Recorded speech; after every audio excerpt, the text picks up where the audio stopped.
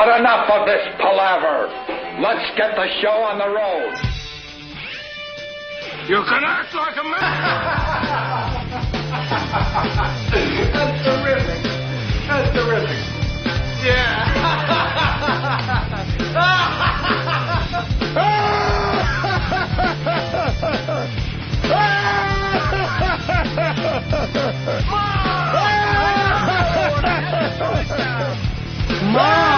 Please stop bullying.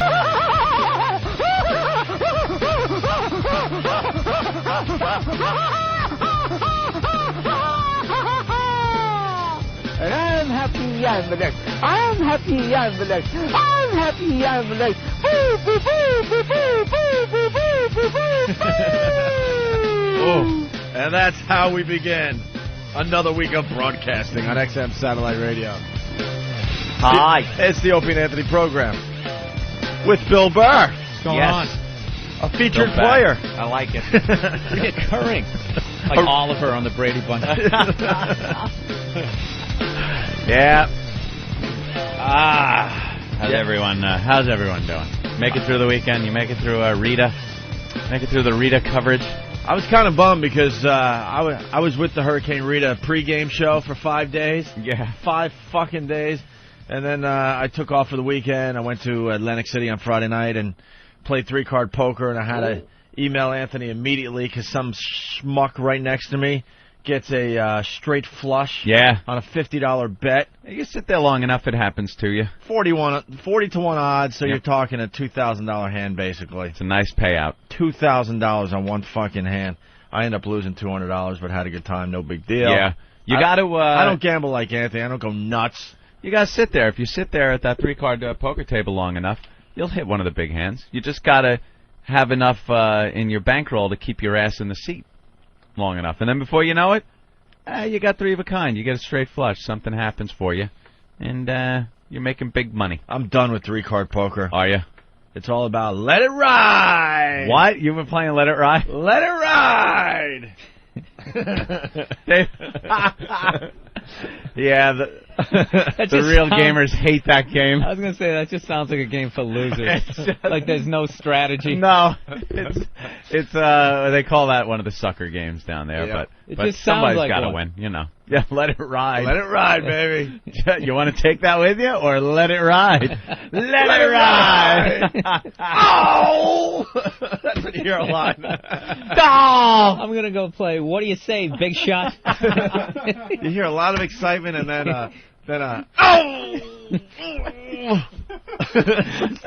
It's the dumbest game down there. Let it ride. Let it ride. Like you're feeling like a high roller. That's it. You're a high roller. I'm one of the big shots here, Pally. Playing Let It Ride. Gonna get comped at the buffet. So, they'll fly anybody in. They fly my friends in. Really? Oh, yeah. They got credit card companies calling them every fucking day. Oh, shit. They get, Bally's hooks us up. Yeah. No, you're hooking Bally's up. Yeah, believe me. They're not taking anything out of their pocket for you. You're making a great point, because we all have friends and stuff that, hey, dude, I'm being flown to Vegas, and I got a suite, and they're hooking me up. No, they know you're a big-time sucker. Yeah, they get your own sucker gold card that they give you. Yeah. Overall, you're never a winner. You're never, ever... There's not one person overall that's a winner. It doesn't work that way. Yeah. You could go on one trip and leave ahead from the time you went, but unless you go to Atlantic City once, or any of the Vegas or Mohegan one time, win, and never go back again, you give it back. Yeah, play for 20 minutes. Yeah, play for 20 minutes, win, get back on the bus, get back on the jitney, and leave. You always give it back. Yeah. You're never ahead in your gambling winnings. It just doesn't work. I also realized the worst time to be recognized for being Opie from the Opie and Anthony program is when you're losing money. Oh, yeah. Yeah, that's me, but shut up. I'm trying to win some money back here. Yeah. Hey, what's the matter? What's the matter? You having a run of bad cards? Yeah. Fuck you, ass. Come on, Opie, let it ride. Let it ride. I'm one of those assholes. I play roulette. Yeah. And I stand there with all my chips, and I just watch the trees, and I wait for 5 reds in a row, and I just put it all on black, and then I'll hit once, and then I just scoop them off. Oh, really? And walk away. You're that guy. Like a fucking old lady. I really actually, after a while, think I can see it. Dude, I can feel it. I can feel it. I know when it's coming. Use the force. It just seems so easy. It seems like it's like 50-50, and then you just got those couple of greens in there. The greens just fuck throw you everything off. up. Yeah, takes the 50-50 right out of it. You know, Green. and they got mathematicians, like these guys who can figure out, they have a theory to figure out how much liquid is in a cylinder. They have that kind of mathematical knowledge, rigging these games, and you're sitting there, okay, red, black, kind of 50-50. It's a coin toss. Couple of greens. It's 48%. It's a coin toss if sometimes the coin lands on the edge. Yeah. That's pretty much it. Sometimes this fucker's going to land on the edge. You're not going to get heads or tails, you idiot. But the point I'm making is I decided to take off for the weekend, so I was behind in my Hurricane Rita coverage. Yes. Because I was following that around the clock 24/7. Who wasn't? With all these fine news channels we got. And so I wake up Saturday morning, and I actually ran out to my car because I didn't have access to TV really to turn on XM to see what was going on. And within 5 minutes Saturday morning, I knew this storm was a bust. Yeah. This storm was a bust. Nothing. I know some coastal towns got destroyed and stuff, but those people know. But those people know what they're in for when they're living down there. That's not like you have a house inland or something, and because of a levee breaking, right, it gets flooded. They knew, their houses were on stilts. Well, they built on stilts. And it's sad for those people, obviously. But let's face it, the news doesn't give a shit as much as they did for Hurricane Katrina. Where's the around-the-clock coverage, post-storm coverage? Where's the boats? I don't see any front-page headlines here about Hurricane Rita. It wasn't Sean Penn in the boat. Right. The reality is it wasn't big where's enough. Sean? Where was Sean Penn in his little boat? With his shotgun. I was starting to think the news crews cared about humanity, but now I got to go back to they don't really give a shit. Opie, don't stop now. They don't give a shit. There are people they care. Sean Penn could have rescued everyone from this last hurricane in his boat. Yeah. Like There's 6 nothing people. happening. No. More people died evacuating than died in the hurricane. Yeah, in that bus. More people died on that one bus with the old people Yeah. and the oxygen. Yeah, you're correct, Bill. The old people. But in the post, they have a before and after shot, and there's Yeah. not one house left in this one coastal, little Island. inlet. There's a strip of beach. It's a peninsula, I Little believe. peninsula. Surrounded Peninsula? on 3 sides Was by it water. a peninsula? Yes. Yeah, let's call it a peninsula. And not one house. Yeah. Not even the hint that a house was there. No remains of a Those house. stilts. And that's because all those houses, they know when they're building down there, they can't have basements or any of that crap, and they're pretty much just setting their houses on the ground. Knowing that if a hurricane hits them directly, they're screwed. Yeah, but until the hurricane hits, they got some great waterfront property, and they're That's their. That really is they're true. rocking. That's their green on the If wheel. you go out to your front yard with like a little kitty pail and that little scoop and just dig down about 6 inches, you're already hitting seawater. Yeah, you got water coming. You pretty much know if you get a hurricane, you're screwed. You're screwed. and a lot of people were affected by this hurricane, but you're just not going to see the coverage today like you did with Hurricane Katrina. Opie, the sequel not as good as the Not first as good. one. We were talking about hurricane sequels on Thursday or Friday last week, and Yeah. this sequel blows, absolutely blows. Mm-hmm. And now it's a nightmare going back into Houston. Yeah, all those people that evacuated Houston and Galveston and both of those cities just got brushed by the hurricane. They left for nothing, for no reason. Fear. Now you're going to be hard-pressed to get people out of these cities again. Or out of any other was major saying to city. me, they're saying that maybe in Houston some of those skyscrapers could come down. Yeah. I'm like, they're not coming down. The skyscrapers can fall. No, they won't. Well, that was the fear that the TV gave yeah, us. the news. But when they build them, they have to be able to withstand hurricane force course. winds and then some, Of course. so they don't fall down? They're not going to fall down. And they're begging everyone not to return to Houston all at the same time. Who's going to be the guy that's like, yeah, all right, I'll wait. I'll wait. Fuck that. Everyone's I'll jumping in hang their out. cars immediately and getting back as fast as possible. It's like those people that sit in the movie theater for everybody to leave before they get up and go. You see them sitting there, and the movie's over, the credits are rolling. They're the people that'll wait. And there's usually maybe 2 or 3 of them in the theater. Everyone else gets up and crowds the aisle. That's because there was some obscure song in the movie, and you got to wait to see who did it, so you can just Who go, is that? Oh, Lou Reed. the guy. Oh. And then by the time you get to your car, you forgot. Oh, I hate when you Why you get sat up there for too, 10 minutes. and they start huffing and puffing like, Yeah. as you're walking by because they want to know who the fifth lead was. You know what I do? Was this filmed in Panavision? I gotta wait for the end now. When they huff and Special puff. thanks to everybody from Cincinnati. Yeah. When they huff and puff, I turn around and go, "It's just words." It's just words, you. There's no pictures up there. Or some dumb, actor, and you're like, how do I know him?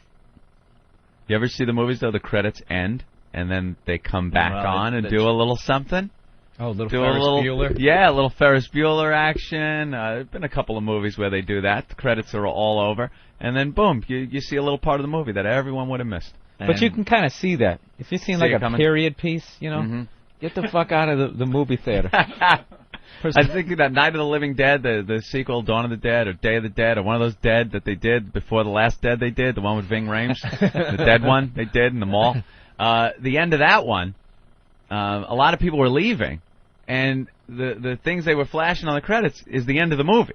Like, you would think the movie ended with them going to this island and everything's hunky-dory and, we'll wait till the next movie. You don't realize everyone dies. Mm-hmm. They all get killed. You wouldn't know that unless you sat through the credits. And for those of you that waited for On Demand, you were going to catch it this week, you should have seen it sooner. I like movies like that. Everyone's dead. So, yeah, I like Everyone Die movie. What do we got on Hurricane Rita? Anything? What, dead. What are the headlines? There really aren't any. No one cares. No one cares. There's some flooding. That's about it. They showed like 1 inch of water over huge areas. Like a big parking lot was their big thing. They would be in front of a parking lot at a church and go, look at the flooding. Yeah, you get that here during a big storm. They showed a picture of a mailbox today on the news. Yeah, unless it was 18 feet high, the mailbox really didn't look that flooded. No, it looks like the mailman could still deliver the mail. Of course he can. Thank God. There are trucks driving on the roads. They're showing that. An announcement to the people that were affected by Hurricane Rita. You are not getting your benefit concert. I'm sorry. Nope, no charities. You're just not getting that concert today. No eBay. You won't be seeing any Opie and Anthony memorabilia in your name going up on eBay. Sorry. It wasn't important enough for Sean Penn to get a fucking rowboat. I'm sorry. I didn't see one helicopter dropping a harness down to pick up a family. John Travolta won't be putting his one hand on your shoulder. No one from Galveston or Houston is getting John Travolta's hand on their shoulder. They're going to get the sea level stars. Right. Kathy Griffin's going to show up. Right. That's funny. Oh, they've been through enough. Help you mop your driveway, your patio. I want to be with you on this, and I can't even think of another sea-level celebrity. Yeah, that guy on that like, 70s show. Yeah, I was running through sitcoms real fast, like, I couldn't even think of one. Not one. Screech is helping you rebuild. There you go. There's the hack one to throw out there. So no Celine Dion crying. Take a kayak. The kayak. No. She's not going to be yelling and screaming that people should touch things because they're too poor to have these things in real life. You're getting Kim Carnes. All right, I'll go with Kim Carnes. Sure, why not? That's another thing. You don't get to loot after this one. No. It's not a devastating storm unless there was looting. There's no looting. The store owner's sitting there sweeping. Like everything's fine. No one left. He's still there in front of his little shop. There's no looting. I know, you saw like all dead bodies in like New Orleans. This one, there's like some guy in a hammock who, his ass got a little wet. He like slept through the whole store. Yeah, there's bloated dead bodies floating down the streets of New Orleans, but this one, kind of anticlimactic. Yeah, a little bit. And I knew right away, but they had to still go with that coverage around the clock over the weekend, and they just really didn't have anything. Mm-hmm. Did Geraldo Rivera like push someone out of the way to get him on a helicopter or something?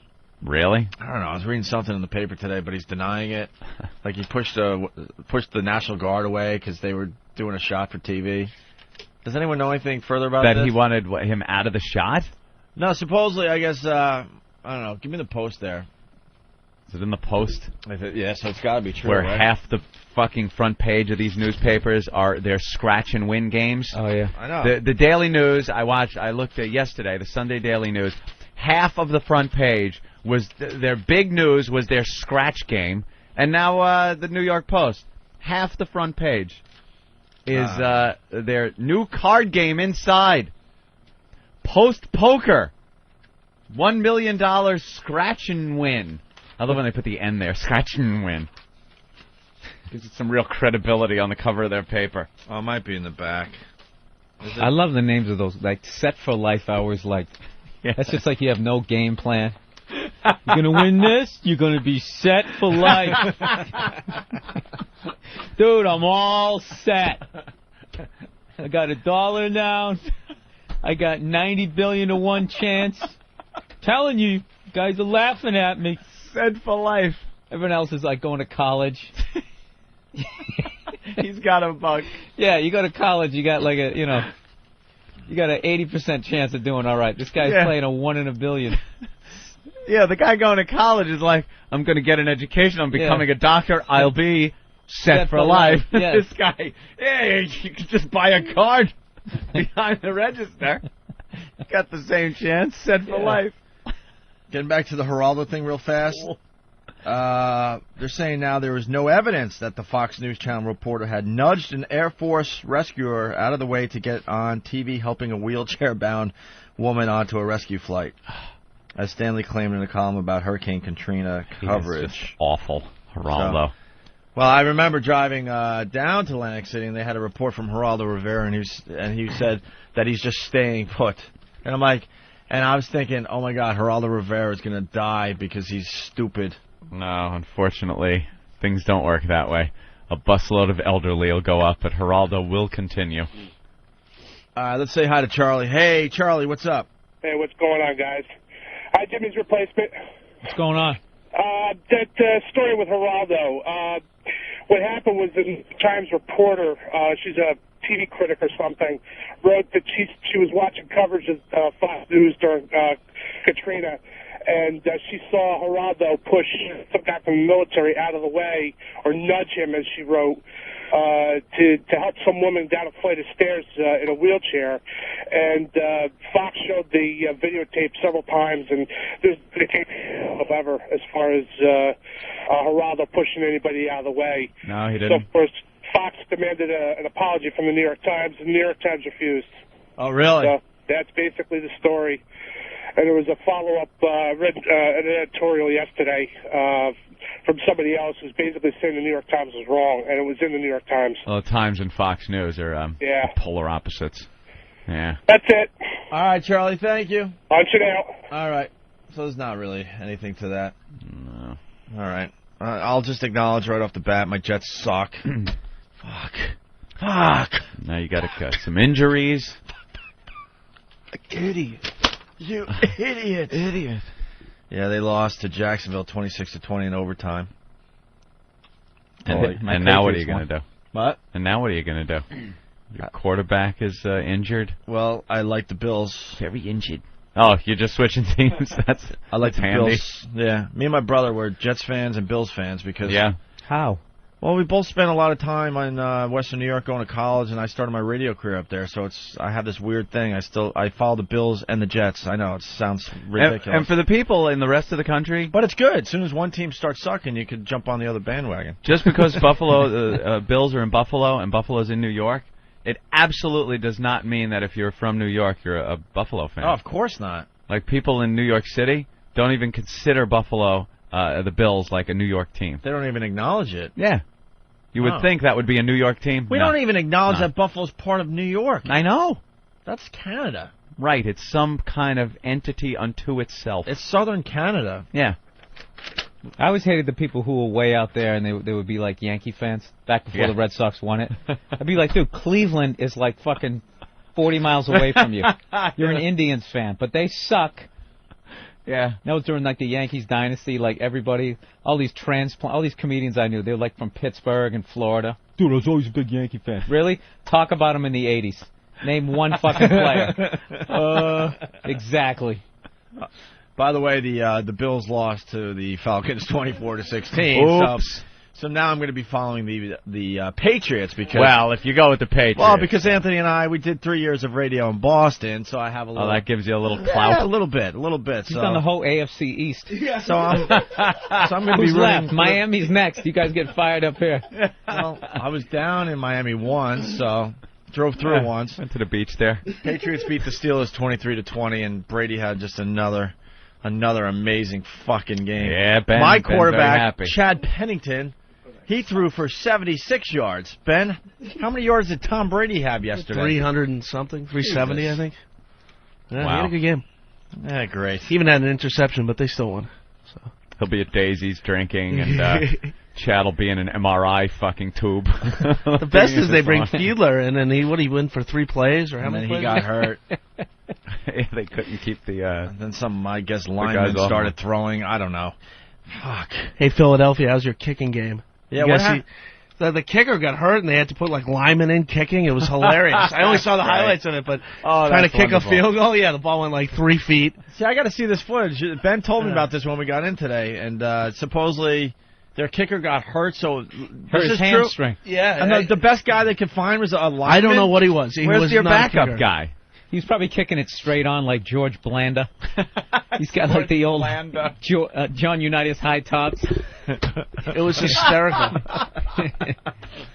Yeah, but He was like this huge guy trying to kick a field goal, and the ball went nowhere. And then they had him kick off. They had another guy kick off. Oh no! So the kicker came in and won the game for him, but whatever he did, he fucked his whole leg up at the end of the game because he just went down right after he made the game-winning kick. So someone else had a try to kick a field goal and went nowhere, and then another guy kicked off and it went 10 yards or something like that. That was a good game. Have a backup guy. It was funny. A backup kicker? Yeah, you don't have one. They don't even consider the kicker as part of the team. That's why they was kind of laughing that he was hurt. Like it was his plant leg, where like his hamstring was fucked up. So he kicked the game-winning one, and then he just went down wincing, holding his back leg like it was like this, Vietnam War movie. And they're like, Big get up, moment. you pussy. Get up! Who cares about you? Even when he winced in pain, he didn't look like a warrior. He just looked like some pussy, like, Nothing's better than I hurt my ankle. when something fucks up and the kicker's got to pick the ball up and either run or try to throw it or something with these moose just coming after him. He's wearing like those slippers. Yeah, he got the slippers. His one little bar in front of his his face. He goes back to being the pussy that he was in grammar school, Tries to throw it. He lifts his arm up and it flies behind him. Yeah. Or it goes end over end. Wah, wah, wah, wah, wah, wah, wah. Those are wonderful moments. Those guys still have to work for pussy. That's the funniest thing. You're like, you could have a Super Bowl ring. Yeah. You're just sitting there all like sheepy. Still Sheepy. The Dolphins looked good yesterday. They beat Carolina 27-24. The amazing one is San Francisco almost beat Dallas. They came back. They were getting killed the whole game. Yeah, Dallas was. That's right. Oh, that's right. Wow. Dallas won, They but did I come don't know back. how. Dallas San 34, Francisco's San home. Francisco 31, and then another great game for the Giants there. Wow. San Diego 45, Giants 23. Oh, they suck. He's just like his brother. He actually had a pretty good game, though. He had a pretty good game. They just got smoked. San Diego's a good team. Nah, he's actually developing as a pretty good quarterback. And look at Green. Has Green Bay won a game this year? Does anyone know? I think think they're 0-3. I'm not following Green Bay this year. Yeah, poor Brett Favre. I think he's Tampa done. Bay 17, Green Bay. Are they 16. 0-3? He's done. They're Green Bay? 0-3? Wow. Look at that. Who would have thought that? All right, well. But the Philly kicker, we got to find the footage of that. It was unbelievable. I got to see that. Gotta check that out. All right, why don't we take our first break, do some dangs, and then we'll come back and talk about, I guess we could talk about Demi Moore and Ashton Kutcher. Oh. Secret marriage. Secret marriage. And then, And we could talk about breast cancer. what's his name there? Her ex-husband there? Bruce Willis. Bruce Willis? He was at the wedding. I don't know, let's get into it next. How's that How sound? that works. I don't know how that works. He must have dumped her. Yeah. That's the only way I could show up. How the hell do you show up? Nice. That's Disturbed doing Land of Confusion, the old Genesis song. We're back with the Opie and Anthony program. So you want to talk about Stalker Patty and Big A real fast? Yeah, the videos are up on foundrymusic.com. They had their big date last week. We talked about it on, I guess, Friday, and now the videos are all up for your viewing pleasure. Yes, there's 5 video clips of Nathaniel interviewing them in the cab, and their little cab ride there to Little Italy, then them walking down the street, Big A playing the dart game to try to win Patty some prizes, and just he is so horrid. He is so. You see the faces he was making, Nathaniel, when he was throwing the darts, and he'd hit 2 out of 3, so he couldn't win the big prize, and his face, the disappointment and anger in his face when he couldn't win for his sweetheart is priceless. You just got to download. He has definitely a big level of rage that he hasn't tapped into. When you guys were talking about his breath, did you see his forehead when his eyes started? His eyebrows went down, like very angry. His face got like he wanted to kill us, but he hasn't really tapped into that yet. That's why I kept trying to say something like reinforcing or positive to him because that's how it's played. That's how the game is played. Okay. Rip apart, build right up before the brink. Let him down, let some air out, open up the check valve, let off some steam, close it, build it up, it'll stoke the furnace. And then kablammy! Yeah. Hopefully it explodes in someone else's face. So the videos are pretty disturbing? Yeah. And on the Ferris wheel, what's that Ferris about? wheel is just, there's some Ferris wheel. It just looked like first of all, who's going on a Ferris wheel at the San Gennaro? That thing looked like a hazard. Just looked like it was waiting to cut someone in half. And they go to get on it. Him and Patty sit in the seat. And then the guy that runs it comes up, and you couldn't hear it, but you could see the guy leans over to Big A and says something, and Big A gets out of the seat, and then they put the bar across Patty. And you hear one, I think it was Danny or Nathaniel, asking, what happened? And Big A goes, too big. The guy, they were already seated in it, ready to close up the little safety bar, and the guy told Big A, you gotta leave. Yeah. Too big. Yeah, too big. Well, check out the videos for yourself on opieandanthony.com and foundrymusic.com. Before we move on to other things, we got audio coming in about Hurricane Rita and the effects. Ooh! I guess it's just a quick little piece from Good Morning America. It's a major issue across the country. In Lexington, Kentucky, rising gas prices have forced a number of school districts to move to a 4-day week. And in one district, they're already saving nearly $300,000. In South Carolina, an entire county government will go 4-day, 10 hours a day, starting October 1st. Oconee County says it budgeted for $2.50 a gallon and not a cent higher. Now we're experiencing $3 a gallon. So that 50 cents makes a lot of difference when you add several thousand gallons of fuel per year. There is some concern the governor of Georgia may have helped cause the panic he is trying to prevent. For this state's school children, today is definitely Christmas in September. Charlie. How cool is that? 4-day... Oh, wow, there it is. Big A. Look at that rage. Wow, he does get the rage after he misses with the dart. Yeah. Oh, yeah, he'd just squeeze you to death. He'd God. like break you like a toy. Yeah. His eyes go up into his head slightly. That's the look he gives. But anyway, you hear that, Ant? Yeah. They're only going to school for 4 days a week because of the gas prices. Saves money. But if you're a kid, you don't give a fuck. You got a day off also. That rules. But the stupid teachers make up for it always. Mm-hmm. They work you a little harder in the classroom. More homework. Yeah, I'm sure when you're not in on that Friday, if it's a Friday that they're taking off, if you're not in that 1 day a week, they just load you up with so much homework that it would take you a full school day to complete it anyway at home. Yeah. It was never fun. Oh, yeah, one of those asshole teachers. Yeah. We're still going to stay on schedule. Right. You're still going to do the work that I have figured out. Their little program they put together at the beginning of the year. You start going on pace like those Japanese kids over there. You got to go like 15 hours a day, sing the school song crying to show that you really love it. Did you ever see that on 60 Minutes?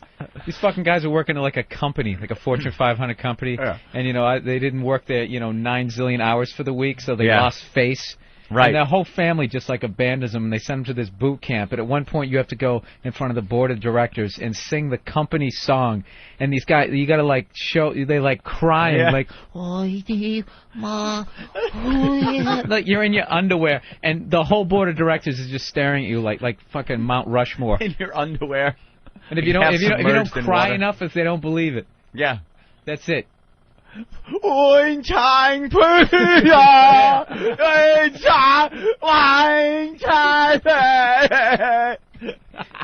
then they just look and they're just like, nah. You're not selling it. You're not. And your career is fucking over.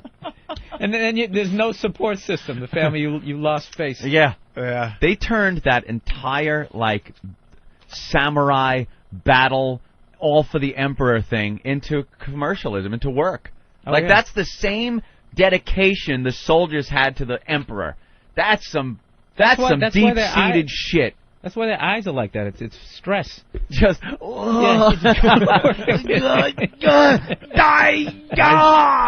from migraine headaches. Looking at all the work that they have to do. I gotta do this 4 hours. Yeah, that was it. All for the emperor, and now it's all for, the company they work for.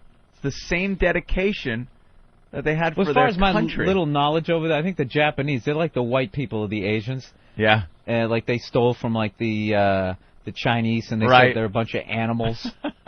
That's why in that Bruce Lee movie he said he kicks the shit out of that Shogun warrior, and then when he after he kicks him, kicks the shit out of him, he goes, and by the way, I am not an animal. And when they had it in China, the whole place was like, yeah. He did like a wave.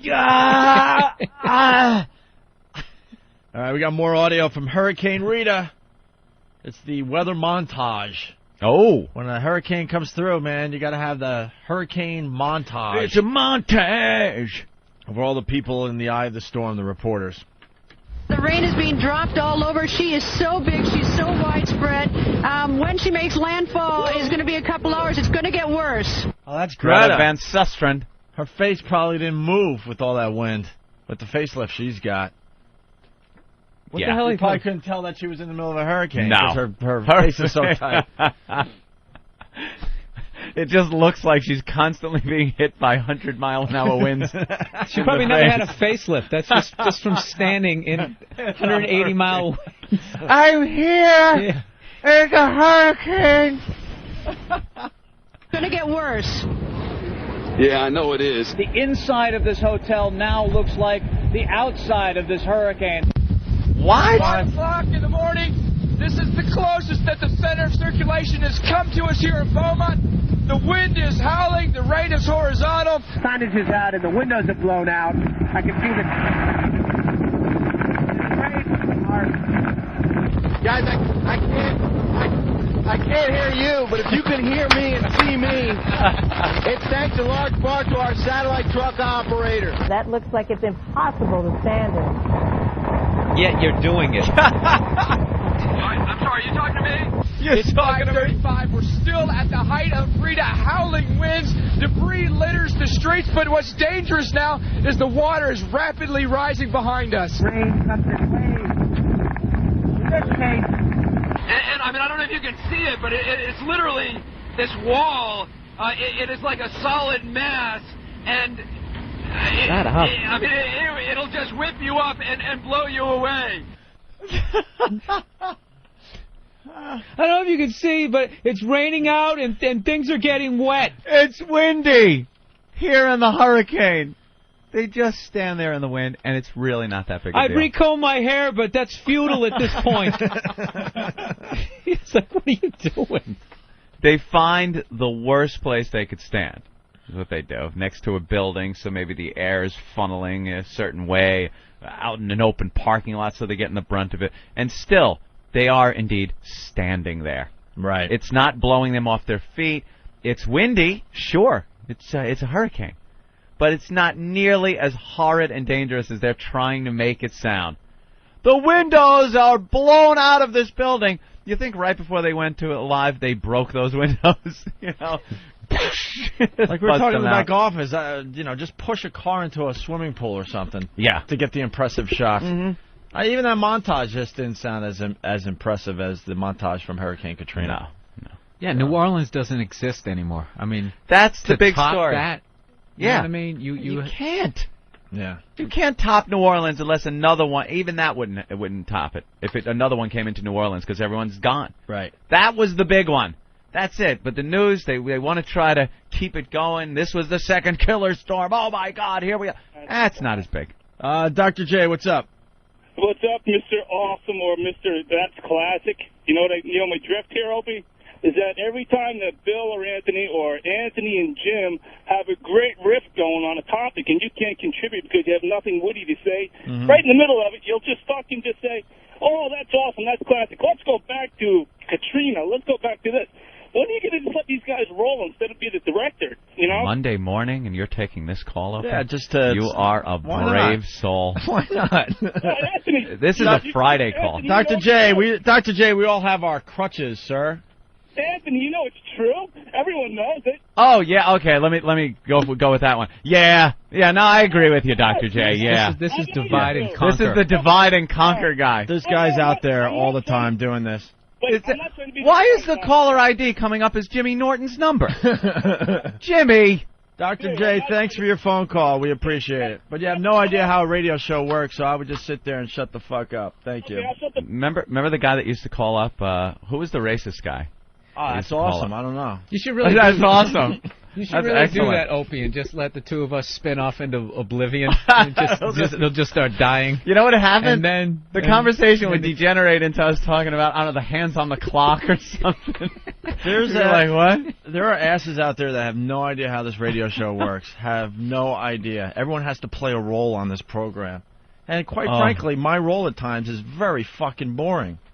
Very boring. Unbelievable. But then I have to be, someone in this room has to move on to other things. Or, like you said, it would just be a great conversation that turns into nothing eventually. Just keeps going. Yeah. If you don't have some type of director on a movie, do you think, like, Keanu Reeves can just riff a movie? You think he can just riff a movie? I don't think it's happening. I can put it this way. Hurricane Rita is still out there somewhere. Are we following the coverage? No. No. It's now just blowing at, I don't know, maybe 25 miles an hour right now. Yeah. But are the news crews still running after it? They've moved on. Are they moving to that other town out there that is now being hit by Hurricane Rita where the wind speeds are maybe 15 miles an hour? Another story. No, the director has moved on to the next hurricane. There's the next story in line. Which is scratch and match. Scratch and match. Do you remember the guy, though? The racist guy? What was his name? Which racist guy? He used to call up. You know what I'm talking about. This guy would call up and just... Vinny the racist. Spout Vinny the racist. Thank you, Nathaniel. He'd spout the most racist stuff, and then when he's done, because I'd be going, oh my God, and he'd go, come on, Anthony, you know what I'm talking about, right? And they try to get you into the whole circle, like the divide and conquer thing. Anthony, right? Come on now, huh? Yeah, okay, right. I used to work with a guy like that. He hated like black people so much they wouldn't even be doing anything, and he could still make it sound bad. He would just we'd be in the car. I'd be like, look at him walking down the street. I do that too, you know. No, but dude, it's the way they do it, like they fucking own the sidewalk or something. It's like, not really, dude. They're just kind of going to work. So that's a guy that doesn't like my role on the show. What can Obviously. I tell you? We all have our haters. Dr. J. I can tell you this much. I've been doing radio since I was 18. I make a lot of money doing it. And if I was that bad, trust me, the company would love to get rid of my salary. It's all about the numbers in the end. So I think I'm doing just fine as far as XM thinks. Dr. J. Loser. If that was an instant feedback, Opie, I'd have banned him. I didn't have to go there. I went there, though. Monday, though. Wow. I know. That's such a Friday call. Because it's like, all right, goodbye, I'm out. After you know you've had a lot of good stuff. Got a whole week. You contributed to the show. Yeah. It's like, do you know what we did this week? Right. I know. You rattle off like 4 hours a day of what we're doing. Monday, what did you do? I woke up. 37 minutes into the first hour. Your big accomplishment was answering your alarm clock this morning. That's right. That's it. Eric in Jersey. What's up, Eric? What's going on, Anthony? Opening? Yeah, we do get that a lot. Opening and Anthony. I have a tragic report about Rita. Yes. I'm in Roseland, New Jersey, and my company's picnic might be postponed to Wednesday. Why? because it may rain. Oh, are we getting rain from this hurricane now? Of course. Is that what's Rita, going on? what does it mean for our area? We've gotten those reports. Right. Yeah, it's coming up. We're going to get some rain, some humidity, and that's it. And so we're sandbagging the parking lot so we don't get... handle Rita. All right. Thank you, Eric. And they try to make it sound like that. Rita headed our way. and they get on the weather. The remnants of Rita should, some rain. Yeah. Back to you. By the way, to Dr. J, because I guarantee he's still listening. See, I cut that phone call off because it was going nowhere and saved us about 30 seconds of bad radio. No, that guy was, I think he was just picking up a head of steam. John and Cortland, what's up? Dr. J knows what I'm talking about. Now I'm going to point out everything I do on the show today to Dr. J. Oh, that'll be good. All the subtle little things I do. I'm pushing a button that I get no credit for. You watch, Dr. J. Slowly into a rage. You watch. Of course. By 5 of 11. You see that, Jay? What the fuck I'm talking about? You sit back and watch. I'm like a surgeon in here. We love to think this shit just brush it off. It just rolls off us. Nothing. But it's a slow build. No, it never does. When I did my HBO special, killing one girl in the crowd, standing there, she looked like Carrie in that movie, just like she was willing me to bomb, and I kept looking at her like, are you fucking kidding me? What more do I got to do? That's pissing you off. Yeah, it did. Everyone else is fucking dying. I ended up seeing her in the green room, and I still had to glare at her. Yeah, but what if she was just deaf? She wasn't. And happened to get a free ticket. What was she doing in the green room? I don't know. She's a guest? I don't know. She was one of those fucking people that ends up being backstage and you have no idea why. No idea who, how, why, yeah. Did you go up to her and ask her why she didn't enjoy the performance? No, like an idiot, because I have such a need to be liked. I actually went over and didn't want to know the answer? I went over and I said, hey, how you doing? And she kind of blew off my handshake. Wow. So I went in for another layer of... Ooh, you needy ass. Yeah, go fuck yourself, howdy doody. Oh, it's awful. This need to be loved. Oh, yeah. Well, that's the worst. I think I walked home to my apartment talking to myself, saying the shit that I had wished that I said to her. Well, think about it, though. Obviously, it was something you said very early in your act that just pissed her off where she couldn't get past that, and that's all she was thinking the whole time you were up there. Yeah. What was your maybe first she joke? just thought I sucked. What was your first joke? I bet you it was like one of the first things you said. Well, I do trash women in marriage in the beginning. A lot, She yeah. could have just been going through a divorce. Right, that's what I'm saying. And then you can't get past that point. You're sitting there just like... Yeah, but you never think that when you're on stage. Like, oh, my God, she doesn't think I'm funny. Man. I suck. The rest of the crowd's going to figure this out. She's going to start talking to him. I hate that needy thing, because I do that at appearances and stuff. Like, I'm the one...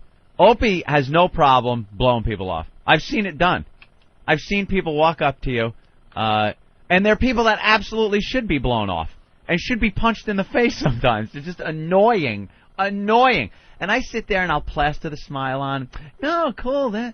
Like fucking, what's his name? Paul the intern for Ron and Fez's show. When he sat down at Caroline's and wouldn't leave. And he was drunk and obnoxious. And I should have just turned around and went, dude, could you leave? I'm just having a moment here.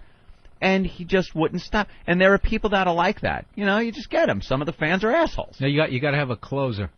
Yeah. As you're grabbing the hands, you're walking away. They won't leave. I always go with like, well, listen, man, I'm glad you came out. Doesn't you matter. had a good show, and I'm already walking away. They'll follow you. They will follow you.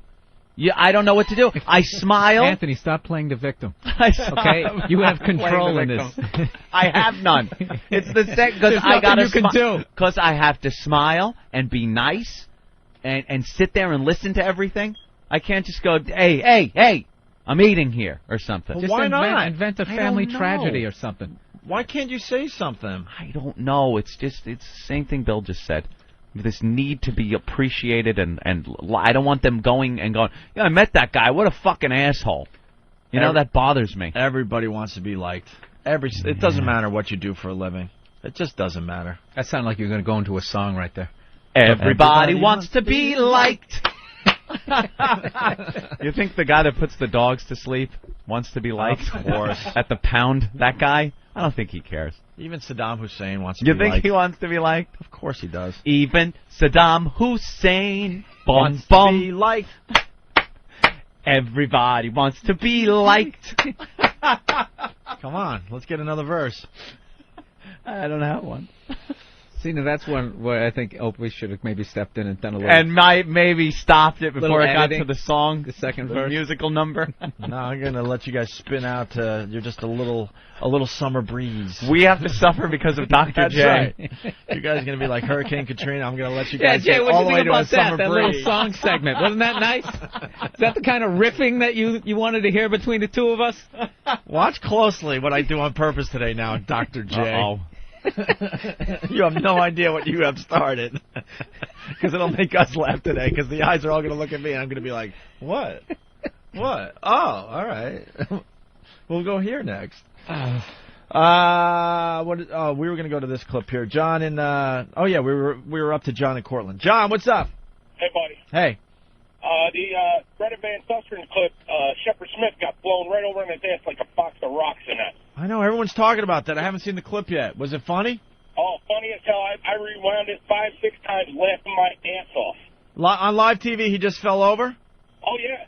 Did he blow right off the screen? Oh, the cameraman followed him right over onto his ass. He staggered, getting up. He looked like a drunk. And going back to that owing money for XM, I still owe my brother $100. He just got it for me. I just want to say, yeah, the check's in the mail. But your brother got you XM? Well, I got on Family and Friends Network. Ah. He lives down in Newburgh. I live up here in Cortland. He got me in and under him. I still owe him the $100. You should have stopped after the Shep thing. Yeah. Yeah. Not too late. Or I could have stopped you after the Shep thing. But. The people on the message boards have taken on that whole thing with punching out. Yeah. Some of the sig pics I've seen in Photoshops are huge plane crash sites. Yeah. And one little comic strip bubble with punching out. Nope. In too the middle late. of the wreckage. You started the too late thing. It's too late. Too late. Paul in Indiana. Paul, what's up? Hey guys, how's it going? All right, Paul. Friday night when they were doing this coverage on, did you see the CNN reporter get hit with the debris? He was standing there and he got covered by a piece of cardboard. Completely blacked him out of the screen. Cardboard, eh? Yeah, not very exciting. Cardboard or plywood. They lost me with this hurricane, though. I didn't see, any time people bring up coverage like this, I'm usually, I saw that, or that. I usually sit in front of Fox and CNN the whole time. They lost me. I really had no interest in watching this one. I thought of Anthony when he got hit because he's just wanting anybody to get blown over and hit. See, you should have stopped before you even made the call, sir. Me. It was awful. And Opie's just leaving him on the line. You got any other ideas you want to... Yeah. Did you see anyone else get hit with anything? No, but I know Bill Burr's my new idol. Very good. Bill, would you like cool. to talk to Paul for a little while? Yeah, let's riff on this. Yeah. Hey, you're my idol for last week, man. Rick Oh, cool. Women, just hammer on him. Good deal. What's your favorite color? All right, Paul, thank you. Have you played Scratch and Match? No. I'm hitting the front page news stories here. Dr. J could call back anytime and take it back, or it's going to be a long fucking morning. This is great. Now we're going to have to bomb because of that asshole. I know. Sniper, happily married, O&A Army General. Hey, Opie, if XM is so, with a lot of O's, happy with you and your salary, why haven't they picked up your entire contract yet? Why are you working year to year and can't even commit to buying a house? You jizz bag with a girlfriend with no boobs. What? You're kidding, right, Sniper? You're absolutely kidding, right? You know when you're out of points to make when you fucking jizz bag. You're kidding, right? First of all, they have picked up next year, and I think the year after that. They picked up all of mine, by the way, Opie. Oh, really? Yeah, and they just signed Bill. I'm in a deep huge trouble. contract. I'm in deep trouble there. And we said last week that we're looking at buying houses. Why the anger today? Why the anger? Why the anger today? Starting to affect you, Opie. Let's say hi to Mark. What's up, Mark? This is Mark with the Church of Opie. I wanted to say that Opie gets fucking respect, damn it. Church of Opie, the website. You ignorant son of a fucking bitch. Shut your goddamn mouth. Preach. You would think if there was a website dedicated to you, you'd be pretty happy, but this Church of Opie website is very, very creepy. It's very creepy. It's very, very disturbing. What's the URL on that? It's www.churchofopie. I think it's org. .org, like it's a real organization. It's not the church, or is it church? I think it's just Church of Opie. All right. Thank you, Mark. You're welcome. All right. We'll take another break. They got Opie, the picture of you on Church of Opie is you behind the clouds with like that holy light coming off from behind you. Yeah, and their latest news is Opie, America's Next Dance Idol. Will the prophecy be fulfilled? Gym tips with Opie. Why is Opie Day celebrated on December 25th? Opie Day. Opie teaches us how to beat the crowds. Ugh. All right. Get us out of here, Derek, for a little bit. They build all the pieces and then ship it to wherever it's got to be shipped and reconstruct it. But why are they building them here? A publicity thing? Probably, right? Yeah, of course. The Today Show. So we'd all talk about it?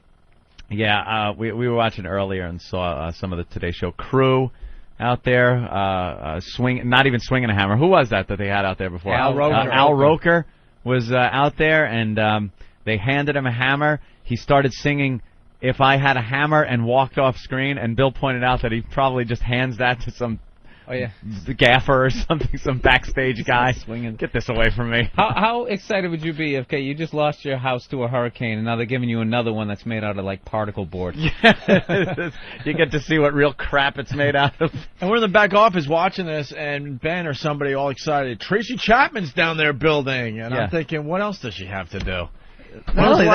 She hasn't had a hit since Fast Car. She's always looked like a hurricane survivor. That's awesome. And who wants your house built by Tracy Chapman? That's awesome. Oh, boy, you're seething. This guy is just dug in like a tick. No, I've dug in. Trust me. No, he's dug in under your skin. Oh, watch. I'll dig in back. And they're giving him all kinds of stuff. I just saw they got Saints tickets and... That's like embarrassing, man. It is. I'm watching this. I'm embarrassed for them. You ever see? This is a good one. Every Thanksgiving, whenever they do that, Thanksgiving game and like the Lions play and the Cowboys always play, they always cut during halftime to them, giving out free food to the needy at like the shelters. And these people, as they pan across the room, everybody's covering their head. Of course they are. These people went to high school with kids. Yeah. Yeah, just like they want a drop of dignity left. I mean, you just see everybody. The hand goes up over their face, and they're still just panning across with that camera with the light, just getting everybody even in the corner. How does it feel to have a nice hot meal today? Could you get the camera out of my fucking face? It's very embarrassing. Weekend Today's Lester Holt is there with the latest. Lester, good morning to you. Matt, good morning. Matt, good morning. We're here. I'm here in front of a pile of Arthur and many of these areas hit crap. By yes, there are homes like this utterly destroyed, but there are others still standing. Folks, however, can't get in officially, at least to see. That's a non-story. Sorry to say. This will go today. That's probably one of those guys. His front yard always looks like that. They just got nothing. They got to go to that guy who keeps the old car in the front yard. Yeah, something tells me a lot of those houses just look like disaster areas. Do you think these guys set up some of these shots? Obviously, there's devastation, but do you think they got some people to help them pile it up to make it a little worse? Well, they just said there's a lot of houses that are still standing. God knows he's not standing in front of that one. Right. They pick. I don't know if they're piling shit up on top, but you know damn well they're picking the exact angle that camera is pointing. They're looking how to block the shot, right, and where he's going to stand to make it look a lot worse than it is. What if this is the only house that was destroyed on that whole block, and all they have to do is pan to the left, and there's a whole neighborhood. A whole neighborhood, fine. Right? Yeah. They're well, showing that doesn't some look stuff too bad right thrown there. around on lawns and stuff. Yeah, those overhangs on gas stations are always flying off these days. Yeah. And that's, it looks bad, but it's not. I could knock a sign over. You know what I mean? Yeah. I could do that. Remember in L.A.? Remember the earthquake in L.A. years ago? That one shot that they showed of that street where a water main was broken and a gas main was broken, and you saw this big geyser of water and flames shooting out of the street, and the street was like cracked open. That was the shot that every news organization went to. Mm-hmm. And meanwhile, one of them actually showed what was going on side to side, and it was perfectly normal. All the houses were fine. But that shot was the perfect stand-up shot. It was water and fire and cracked the ground like what an earthquake is supposed to do. And that's what they're doing in these things. Walk around, find a nasty house, stand in front of it. All right, let's say hi to Rob on Long Island. Rob, what's up? Rob. Hey, guys, what's going on? Hey, man. Did you guys get the clip from Family Guy last night? The Opie reference? I didn't see Family Guy last night. But I have it here if you guys want me to play it. No, the guys are great around here behind the scenes, and they got the Opie drops from Family Guy last night. Yeah, there was also a Stern reference, too. Yeah, I don't know. And what's your theory on that whole thing? Yeah, I think what they're doing is coming up with episodes and putting some dialogue in there that they know is going to turn up on popular radio shows. That's pretty much it. They're doing a show to make sound bites for radio shows. Because then we'll play it and talk about Family Guy? Yeah. All right, thank you, Rob. No problem. Well, here's the Howard Stern one they did on Family Guy last night. I say, anybody listen to Howard Stern this morning? He had some strippers in the studio. They sounded hot. Then he made a joke about a Negro, but Robin laughed, so it was okay. Wow, that's his whole show right there. You think he's laughing or pissed off by that today? That's pretty much his whole show. Holy shit, they summed up his show in 7 seconds. And then there's an Opie character. Yeah. I gotta tell you, I was a huge Family Guy fan, and I never jumped back on the old Family Guy. No? No. I kind of like it still. It's hit or miss. I've seen 1 or 2 episodes this season. That's it. Is it good? Is it as good as the DVD? It's hit or miss. It's like, I think in any one show you're going to have moments that are really funny and other ones are like, what? Why'd they do that? Right. Well, here's some drops from last night's show. Although I may not fully understand Opie's management style, he has proven himself a more competent employee than you. Opie was the boss, and he was quite retarded. Oh, great. Sticking his fingers in his ears and stuff. Does he say awesome a lot? No, he was just going, dar, dar. That same awesome or dar, dar, same thing. This is your co-worker, Opie. He is a burden of the state, deemed unfit for mainstream society. Hey, you don't have to laugh that hard. Jesus, it's not that funny of a line. Big laugh from Nathaniel. I'm a fan of that show. Yeah. All right, well, that was cool. That killed 10 seconds. What else do we have on that? Whatever. There's a character. I know, everybody kept emailing and calling up with that. You got to play that. Well, no, we did. We did. That's yeah, all it you didn't got. sound like it was just the same name. Yeah. Yeah. I say we get the movie trailers out of the way. We have 8 brand new movie trailers that came in over the weekend. Well, you know who we got to bring in for this. Of course. We're getting them right now. Laszlo The started Bear. this, the Opie and Anthony movie trailer, and now we're having like a quick little contest for the listeners. And Steve loves it. This is for bragging rights, basically. I don't think we have any prizes for the top 5, but eventually, when we're done with receiving the movie trailers, we'll give you guys your top 5. Mm-hmm. 8. We're waiting. Waiting. What does take Steve so long to get in here? Waiting. He's very pissed off today, by the way. He forgot to recharge his car. Is that what it is? Ask him about his condo he just bought. Oh, no. I think he bought a lemon. Oh, no. Just ask him about it. Here comes Martini Steve. Steve the Bear. Oh, there he is. Right in. See, not Whoa, many he people. means business today. Not many people in the studio. He touched right down. And you got the I Hate You All t-shirt on I today. love this shirt. Keith gave it to me. I like the L's in all are handguns. Little Berettas upside down. Yeah, that's good. What is that from? I think is it Mafia Life? Hold on, let me turn around. Of course it is. Enough said, Mafia Life. Yeah. He's getting a piece of that action, isn't he? Is he really? I don't really know. Gotta be. He talks about it all the time. He all of a sudden will show up at the studio and he'll grab a mic waiting for his chance to go, MafiaLife.com! Yeah. Oh. It's a cool shirt, though. I hear it's a pretty good game. I don't know. Don't know enough about I haven't it. played it. So, Steve, how's your new condo? Fuck. Oh, no. What happened? I have these beautiful granite counters, and I would love to find the people that sold this fucking place to me and smash their teeth into them. Oh, no. Because... Not enough cushy leaves on the bottom for hibernation? Yeah, I wish that was the least of my fucking problems. Well, back up. You had a really nice condo right outside New York City. Yeah. Your commute was Steve nothing. is booming also. Yeah, we're turning you Sorry, down a little bit. And you decided to get another condo in the same... Wanted a bigger place. So in the same condo complex, there was one for sale. And, it was newly... what? No. I'm just thinking how you're not going to be able to resell this fucking thing as you go on the radio. Yeah. This fucking place is a shithole. Yeah. No, it's actually the reality is it's a bigger place. It's right on the Hackensack River, so it's got a great Sounds view. romantic.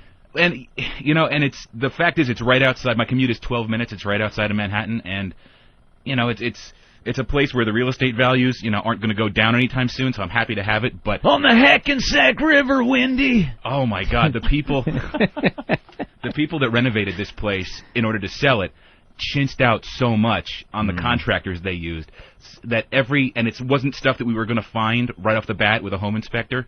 So oh boy! As I'm living in it now, I'm finding stuff little by little. And You've only been in this place what, 2-3 weeks? A month, maybe 2 or 3 days. Oh no! In 2 days you're finding shit.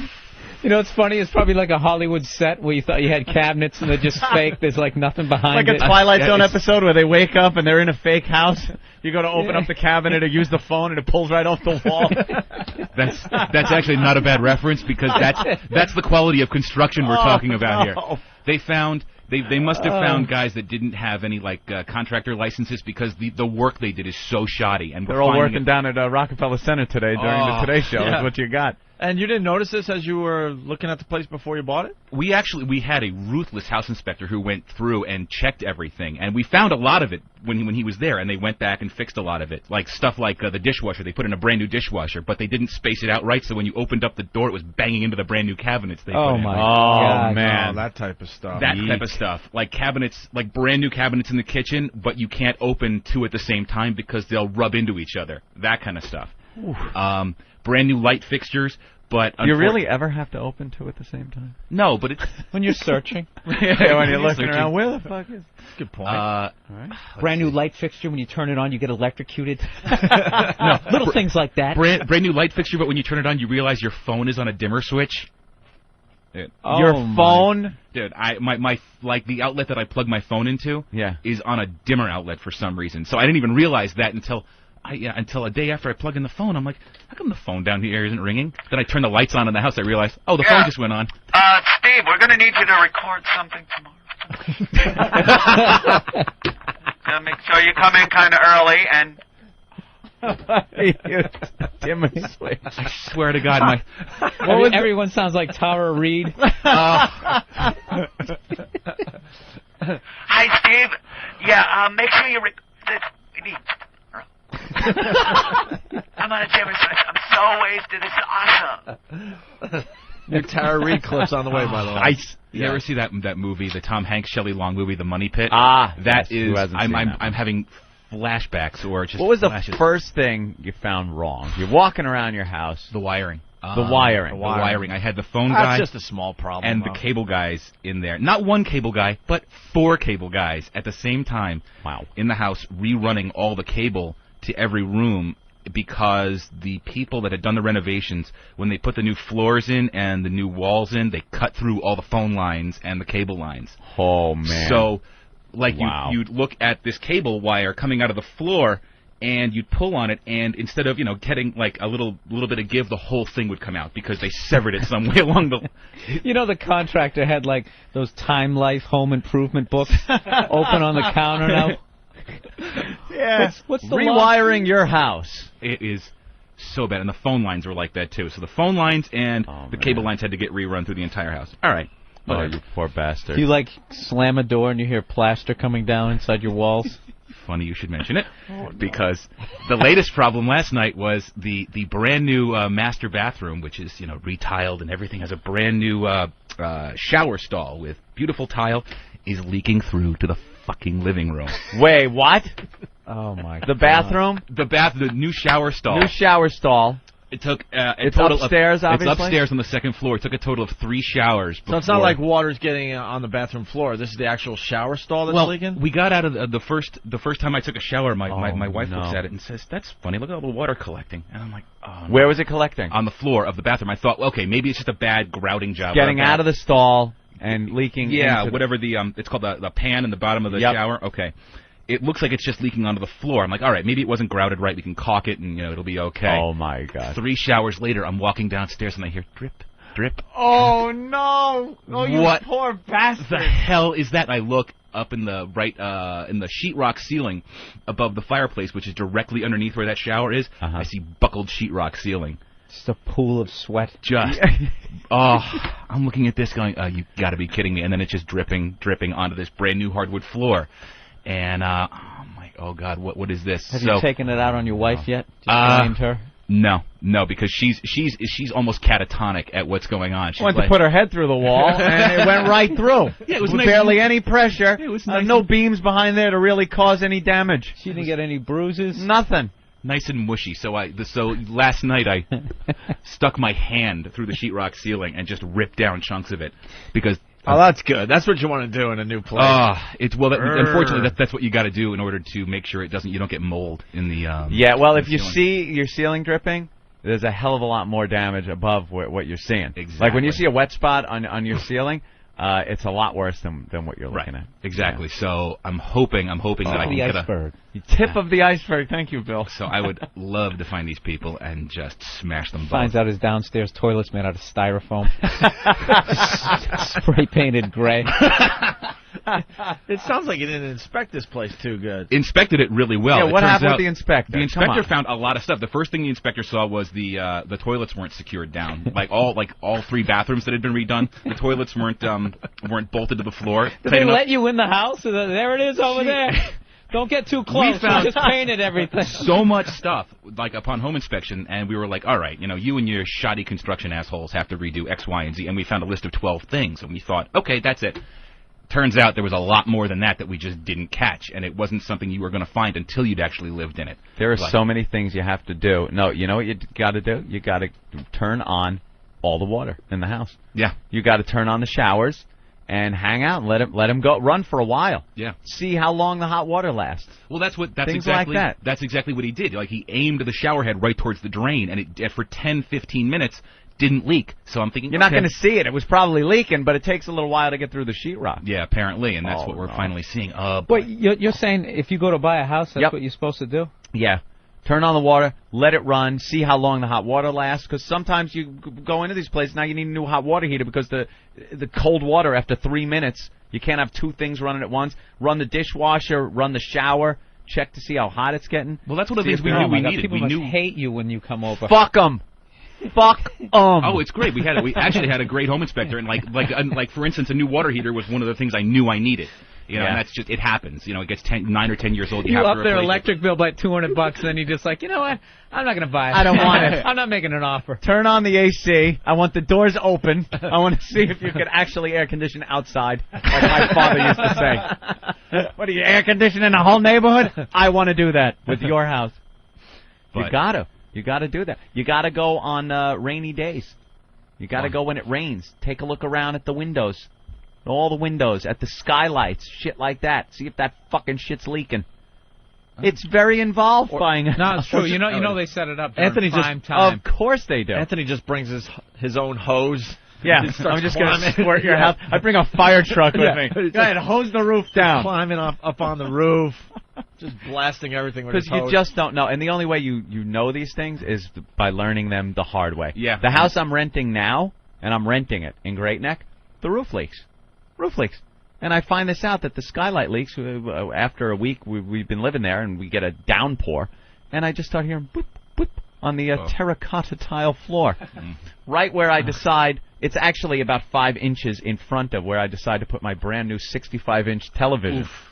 So that was kind of close. That was a close one. And then the air conditioner starts leaking, the condensate on that. So you got to call the guy. He fixes it. But not before a whole line of spackle tape comes down in the living room. Oh, man. And then it's raining a couple of weeks back, and we notice that over one of the kitchen cabinets, whip, whip, weep, there's drip going on over there. And I go out to the back deck one day, and the whole gutter to the back of the house is laying on the deck. Just fell off the side of the house. Then on a windy day, one of the trees by the driveway just fell over into the driveway. And the moths, I have no idea where they're coming from, what they're doing there, but there are moths in the house. A number of it's a moth army. They have taken over the house. And you're renting a nice house, right? Yeah, very nice. I look like a schizoid at night. I'll be laying there watching TV. Out of nowhere in the dark, my girlfriend gets awakened by me going, like, or I go, trying to blow the moth away. It's moths. And there's nothing I can do about it. They're laying eggs in your mouth when you're sleeping. In my ear. But that's what we do now. We wake each other up by just clawing at the air like lunatics. And that's just what I can remember. And it's stories like that make you realize that you might not have it so bad, or at least there's 100 other people that have gone through the same experience that you have. Why don't you get like netting around your bed? You want like a malaria? We should do that. We should buy him like a beekeeper outfit. That would be nice. Here come the photoshops on whackbag.com. Anthony, we're watching movies and like all of a sudden, like last night we're watching Alexander. We'll talk about that homo movie later. No, say it now, man. And and then we'll get back to Steve because. No, I'll wait a little later because I just want to talk about the moths. Okay, on the TV. They show this outdoor scene. And there's like a mountain range, the Himalayas, and the sky. And it is moths flying toward the sky because it's the brightest thing in the room because the lights are on. And we're joking about, giant moths in the movie. It kind of takes you out of the movie when there's giant moths flying over the Himalayas. They will go to any light source at all. You click over the light over our heads on the bedroom set thing to grab something. And like they just flock to it. They come at you. And they turn it off. That's they come out of nowhere, right? Yeah. If you have company, you got to try to play it off. Is that a moth? No, it's just a plasma screen. They look that real. We walk into high definition television. You idiot. We walk into your house right now. We're going to see moths. Absolutely. You'll just see one. Absolutely. One, dude, on the walls in the hallway. For some reason, they're congregating. When I turn on the air conditioner, they congregate around the return air grill. I think maybe they're slowly the airflow kind of moves them in that direction. But then in the morning, I shut the AC off or the house gets too cold. When I go to turn it off, that hallway, I turn the light on, and it's just moth hallway. They're all over the walls. You know they're preparing for an attack, right? Of course they are. They're moths. I know how they act, how they operate. Do you go on a killing spree? No. I kill them at my leisure when they kind of fly near me. I'll claw at them or slap them or flick them. But I get that white powder in your hands? They're too annoying to clean up. I'd rather they just flutter in an area I'm not. I only use the bedroom and the living room. Anywhere else, the moths have taken over. They live there. I'm paying rent for the moths. I don't know what to do about That it. is so weird. And they came out of nowhere. One day they were there. Before they weren't. Time of year, I'm just waiting them out until winter. I know they can't survive the winter. What if you just crank the AC to the point that they all die? Kind of like that bee movie, the killer bees. They drove into the Superdome. Or the Blob, where they put him in the movie theater and turned on the air conditioner and hit him with the CO2. That too. The Blob fit into a movie theater? the original. Oh, sure. Wait, I want to know more about the bees in the Superdome. Like that, one of those killer bee. Killer bee movies? Oh, right. It was all. They beat the horn on the little Volkswagen Bug. Yeah. All the bees came on it, and then they drove into the Superdome, and they turned on the AC, and then they all died. What a horrible movie. Crap. Are you kidding me? Yeah. That was a really bad movie. I remember that one. But I think that's the solution. Just freeze them out. Freeze them out. I'll crank it down and like 50 degrees. So, Steve, what are you going to do? Start calling contractors, and that's really it. Is just piece by piece. As we find these things, we can just. There's no lemon law with the house. I don't know. Well, I'm finding that out. I mean, it might just be that I'm screwed since the house has been closed. I don't know if there's a what period the fuck of time. clause. I don't know. That's a really fuck? good question. I mean, it's going to cost you a lot of money. You just have a collage of pictures. You look at what the fuck? What the fuck? I mean, come on. That's your defense. Come on. Yeah. Come on. Come on. Well, we found out that they didn't get any construction permits, so I'm hoping that there's something Oh, retroactively. goody. We're hoping that retroactively we can go back and nail them for that. So You always find this shit out afterwards. What about if Not they to find violated out some sort of before. construction code? You can't well, that's go there? exactly. I think that They'll probably that might have condemn been- your house, throw you out. You won't be able to live in there. Exactly. Well, thank God I still own the other one, so I can. Oh, you're a two. Look at you. Gee, a little Look at mogul. Steve We'll see. Trump. But they didn't pick up our contracts. How are you able to? Yeah. Look at you. You're just praying. You're a little nervous, I bet. Well, you Right? know, the idea is you rent the other one out to offset the mortgage in the new place. So. All right. Wow. A lot of questions for Steve. Let's go to Ben's raw ass. Make it fast, Ben. Hey guys, I just wanted to say that the honey pot that was in Punch out. You have time. Yeah, see? right. He saved He himself. punched out. He saved He himself. saved himself. That joke right now is flaming wreckage, but he's watching it from under his canopy. Going back and forth.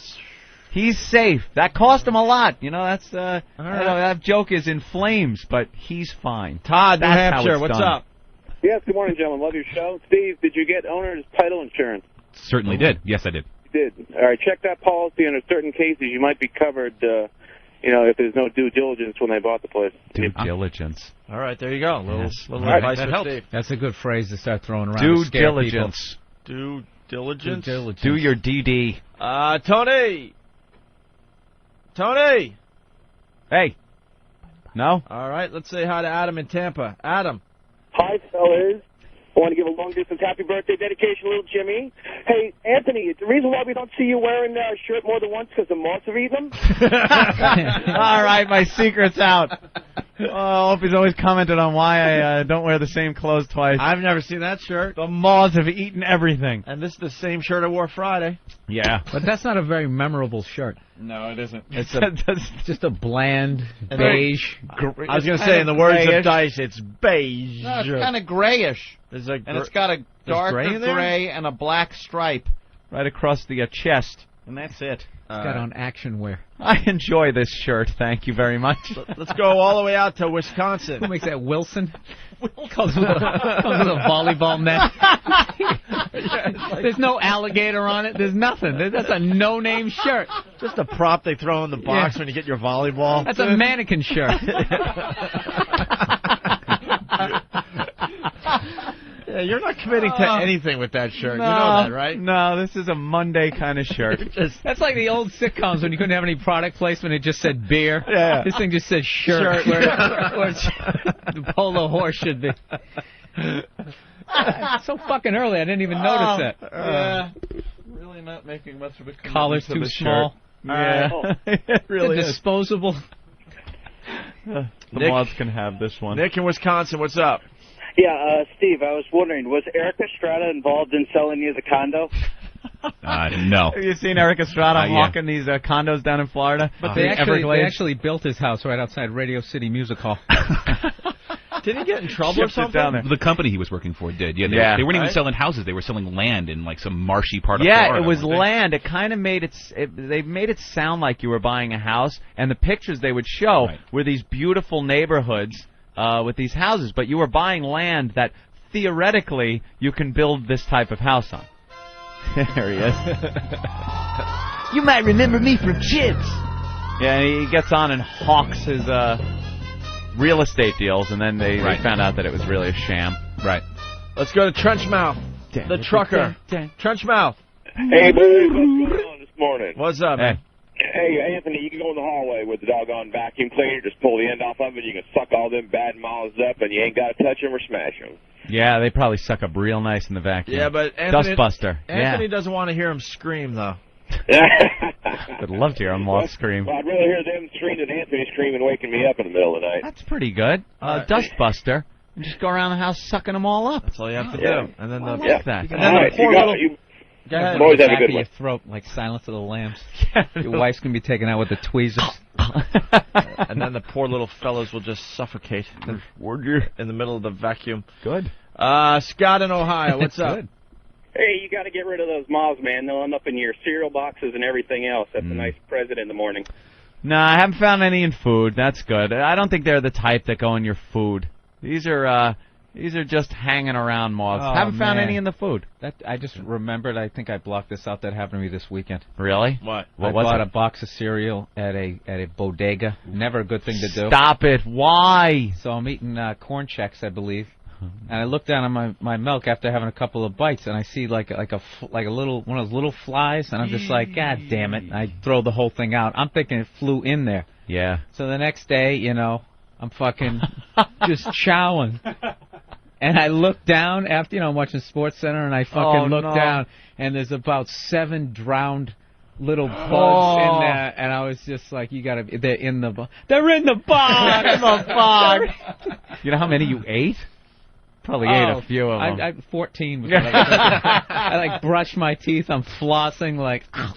Oh, I'll tell you what was unreal is it still was a good bowl of cereal until really? I fucking saw So you it, found out. I understand those starving people now. Oh, they'll eat that. Oh, yeah. God. All right, Steve. Well, good luck on the house. Thank you. That stinks. Did Al Roker put in your dishwasher? Hey, we brought you in here because we got movie trailers. Oh, yeah, you do. We got 8 over the weekend? No, we got like 16. 16? Those are the 8 that weren't completely horrible. Well, yeah, but there's a whole variety here. There's you labeled all of them. Yeah, I labeled. I mean, Steve's very tough with production, by the way. The first one, not bad. Second one, music too loud, no sense. The third one stinks. Fourth one's okay. Fifth one could be better, decent concept.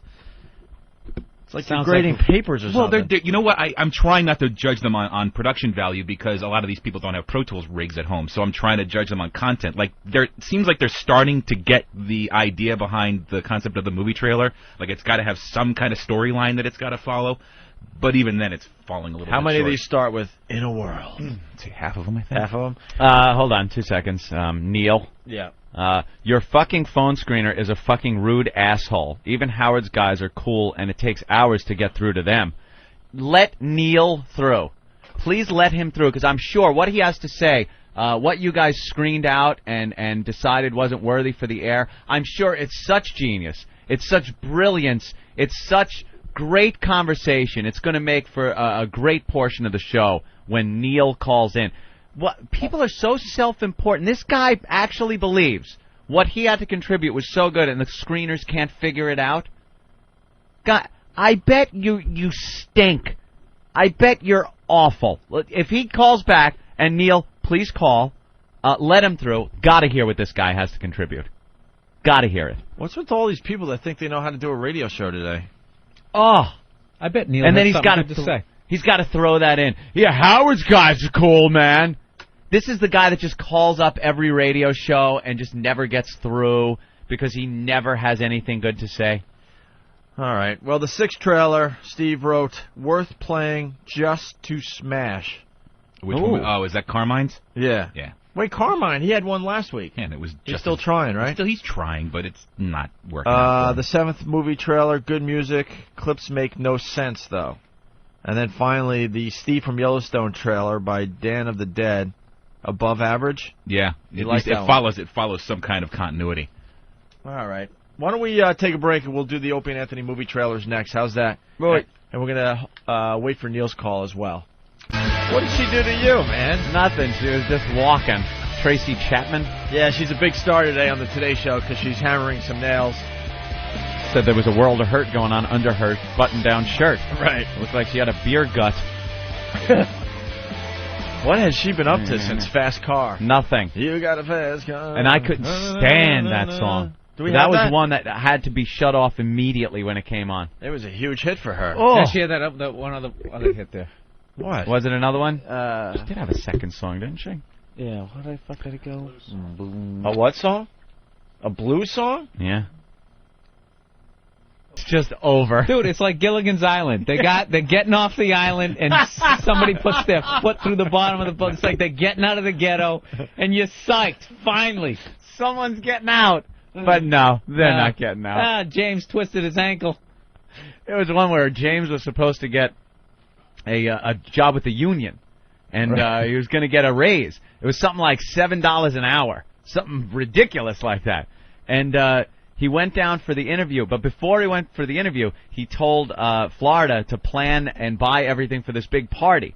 And she's like, but James, we need this money for the rent. And James goes, don't worry, we're going to have plenty of money when I get this job. And she spent all of their rent money, all the money for the bills, to have this big party. What kind of party? Just a party that James is getting a good I job. understand that, but, that much money to throw into a party? They put some streamers up. Walona comes over. They talk about how, I'm getting out of here, baby. And then James goes down, and the guy, of course, the white boss down there, tells him that he can't have the job because he's too old. And that was done. Oh, there she is. How bad, how good does it need to get? How many losses, how much regret? Oh, motherfucker! That's her latest song. Sounds great. Ben, why are you in studio? Didn't she perform on the streets in like Harvard Square in Cambridge? Wasn't she like a street performer and get founded by some record guy? Oh, is that it? I think so. I think she was. Like, Actually, I don't mind her. Other than that Fast Car song, which is too depressing. I hate that song. Ugh. All right, why don't we play some movie trailers? James! Opie and Anthony movie trailers. Were you I got done a job at the Dairy Queen. They're going to make me manager and everything. Let's have a party. There was another one. And white people bulldoze down the fucking Dairy Queen. It was always some fucking... Whitey would always screw up their dreams. Always. Walona the other day, last night I was watching one, and she comes in, she goes, guess who's the new buyer at the boutique? and everyone's like, oh my goodness, that's wonderful. And then some guy from in her life comes back, and he's always some scumbag dressed like a pimp. That comes back and goes, I love you, baby. And he gets an applause break just because of his wardrobe. Yeah, when he comes in there like, woo! He's wearing like complete leather clothes and a pimp hat and gets the woo from the audience. And they just turn out to be the most despicable scumbags. Like one was trying to pick up on the daughter from the Evans house there. What's her name? The one you like? Oh, Thelma? Thelma. Oh, she was like a hottie. cornered her in the kitchen and starts like groping her. And this was the one Walona's like, I think this is the one. I'm going to marry him. And he's groping the daughter in the kitchen. They're all like these despicable scumbags. Every dream they have is just crushed. Great show. I love it. All right. And you would think, even though they're poor, I was watching it then thinking, I understand they're poor and everything. But that doesn't mean you can't take a fucking Brillo pad to the goddamn wall. They got those, the cinder block painted walls like you get in a school or an institution, and it's just soot covered. It's black. Their cabinets are just filth ridden. And Florida seems like the type that would clean up. Though. It's just wouldn't come off. You get a New York apartment, that tub's not that bad. I'll start scrubbing it, and you go to scrub, and it's just like, so it doesn't come off. This is the color of the tub. Perma-dirt. Yeah. Yeah, I love that show. Are you still getting us back for that Dr. J? Yeah, we're through with the good time stuff. Yeah, we've been through. If you want to go on to something else. What? I think we exhausted. Yeah, You sure? I could probably dig up another episode, but I'd rather not. Just making sure, because Dr. J knows how to do a radio JJ show. gets stabbed. Let's see how much we can just bomb with this. Maybe that was a good one. Maybe we'll just have Dr. J as part of the show today, and he can tell us when to move on. That was one of the episodes where was it very special? Norman Lear used to do these sometimes with All in the Family or Good Times or Maude, when they'd have a special episode where rape was involved or something, and it would just end with the audience going, oh, and they'd roll the credits without the music. So and very dramatic. And back then, for some reason, there was always static when the credits come on, so you just hear like on this silence of just the credits going, and because the weird kind of TV did you have? I never old heard that. Zenith. You ever have a white background on your TV that just makes static? Just goes out of nowhere? No? Was this back when like the Howdy Doody it's program was on? No, it wasn't back in the 40s. There was nothing else. The Dumont Network. Yes, an old Zenith. Will you shut up? Do you remember the Edward R. Murrow show? No, I don't. I don't. Were there people dancing as cigarette packs in the middle of this show? Yeah, when the fuck was this, Anthony? When the fuck were you born? It was the 70s. And for some reason, How old are you? For some reason, if it's just a bare white background, Yeah, well, it will make a noise. You'll hear like this staticky noise through the speakers. Okay. And then the credits would change, and the nothing. No one knows about this. That's not static. It's what? That's a noise. Yeah, it's white. It's white noise from the white background. Was that Clarabelle's horn? That No. Actually, Anthony is right, because I was in. I used to produce some local commercials. Yeah. I'll have to bring in my reel someday. And too much white on the screen, yes, would make some kind of noise. Now this drives me crazy. Because in hotels, a lot of times because they have the older TVs. Yeah, the older TVs. Because I don't think this and happens a lot with of the new TVs.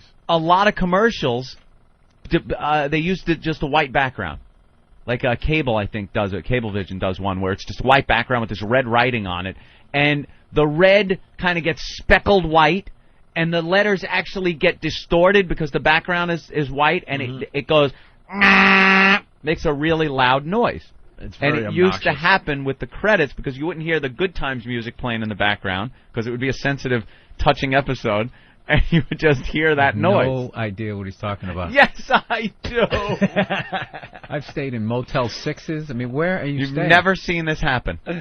Not that kind of a noise. That's the kind of make me put my foot through the screen. It's not static. Yeah, you're right. It's not. That's static. It's a buzzing noise. It's a very obnoxious noise. And sometimes when the TV's off, Yeah. I hear it in my head. It just goes. Of course you do, Anthony. Of course you do. Let's go to Matt in Atlanta. Matt! That's those moths flying what's around. happening? Hey, Bill. What's going on? Hey, Opie, I'm going to do your job this morning and bring you back to the good times. Oh, thank you. Didn't know if Anthony could remember the one where Michael fell down the elevator shaft. Because somebody left it open. Bookman was working on the elevator shaft, and Michael turns around and waves goodbye to everybody in the apartment and falls down the shaft. Oh, classic. Classic. That's it, boys. Punching out. Let's go to Jimmy in Staten Island. Jimmy! Yo, my favorite All in the Family special episode was Edith Bunker getting raped. Yeah, on did a she even very get raped? special- I think it was an attempted rape. Except, what are you doing? Yeah. Come on, Oh, Anthony, do it. stop it! What are you doing? Don't touch me! Oh, it was awful. This creepy guy chasing her around the house. Ellis and Philly. Ellis! Hey, that buzzing noise was one of Anthony's childhood moths hitting one of the tubes inside his football. No, it wasn't. Punch it out. Was not. Let's go to Rob in Jersey. Rob? Hey, how's it going? Hey, man. Hey, Rob. I just want everyone to know that Professor Anthony is 100% correct. Ooh. When there is a bright white screen on TV, you will get a buzz, and it's actually really hot video. The video is so strong that it's actually starts to bleed through over the audio track. Yeah. There you go. So, all right, I am getting instant feedback. Opie, I can't even read how many I'm getting in support of me. That's MASH fine. used to do the You know what it silent is? endings It's too. it's other people who have zeniths. Yeah, that's Right. we know we have an older audience as well. We The just, old Zenith TV where you'd click it on, you'd pull the little thing and it would go. Bill and I just want to know how old you really are. You've been padding your age with your RCA phonograph. 642 years old. Hey, I'm from New Orleans. Speaking of TV, can we go back to Alexander? Oh, Alexander, I watched that last night. By the way, I hope Dr. J realized that I was trying to control when Ant was going to tell that story, and Ant said, no, I'm not ready to tell that story. Right. So I don't really control everything. There are times when other people do control things Because in the studio. moth story was more important than I was Alexander. thinking I could seg into that for you, but I you never would have gotten but back you- to the moths. You called off the sign.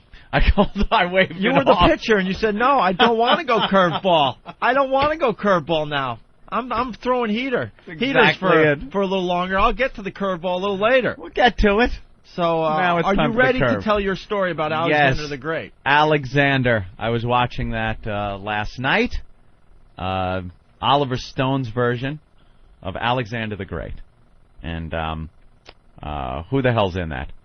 Jared Leto, what's his name? I can't watch period pieces. No? The second they bring out those wigs. Well, yeah, there were I some just go to really sleep. god-awful wigs in the movie. Let me punch it up here so I have my Actors reference. love doing those pieces. You get to use those accents. And they get to show their acting chops. They have to go do Shakespeare. How much of a somewhere. moron Who do I cares? sound like? The Shakespeare stuff fucking sucks. That culture shit. Yeah, they always have to put on the accent and speak in that old world speaky. And, yeah, some people can pull it off, do it well. Others, sorry, you can't. Anthony Hopkins was in it, by the way. Let me see. Who else was in that one? Who's the big star? Why can't I get his name, God damn it? Brad Pitt? No! Colin Farrell! As everyone's yelling, Colin Farrell at their radio. Wait, which movie was Brad in? He had a period piece recently. What? In Troy. Interview with What's the the difference vampire? between Troy and Alexander the Great or whatever? Believe it or not, Alexander more gay than Troy was. And Troy pretty gay. You saw Troy too? Oh, of course. I like the battle scenes. Not enough battle Braveheart. scenes. I did. I love that movie. I gave up after Braveheart. I just thought... No, Lord of the Rings has good battle sequences Yeah, but in that's it. not a period piece. Well, it's kind of a mythological period It's piece mythological. thing. We're talking I like about period that. pieces. Well, this is all mythological, too. Greek mythology and...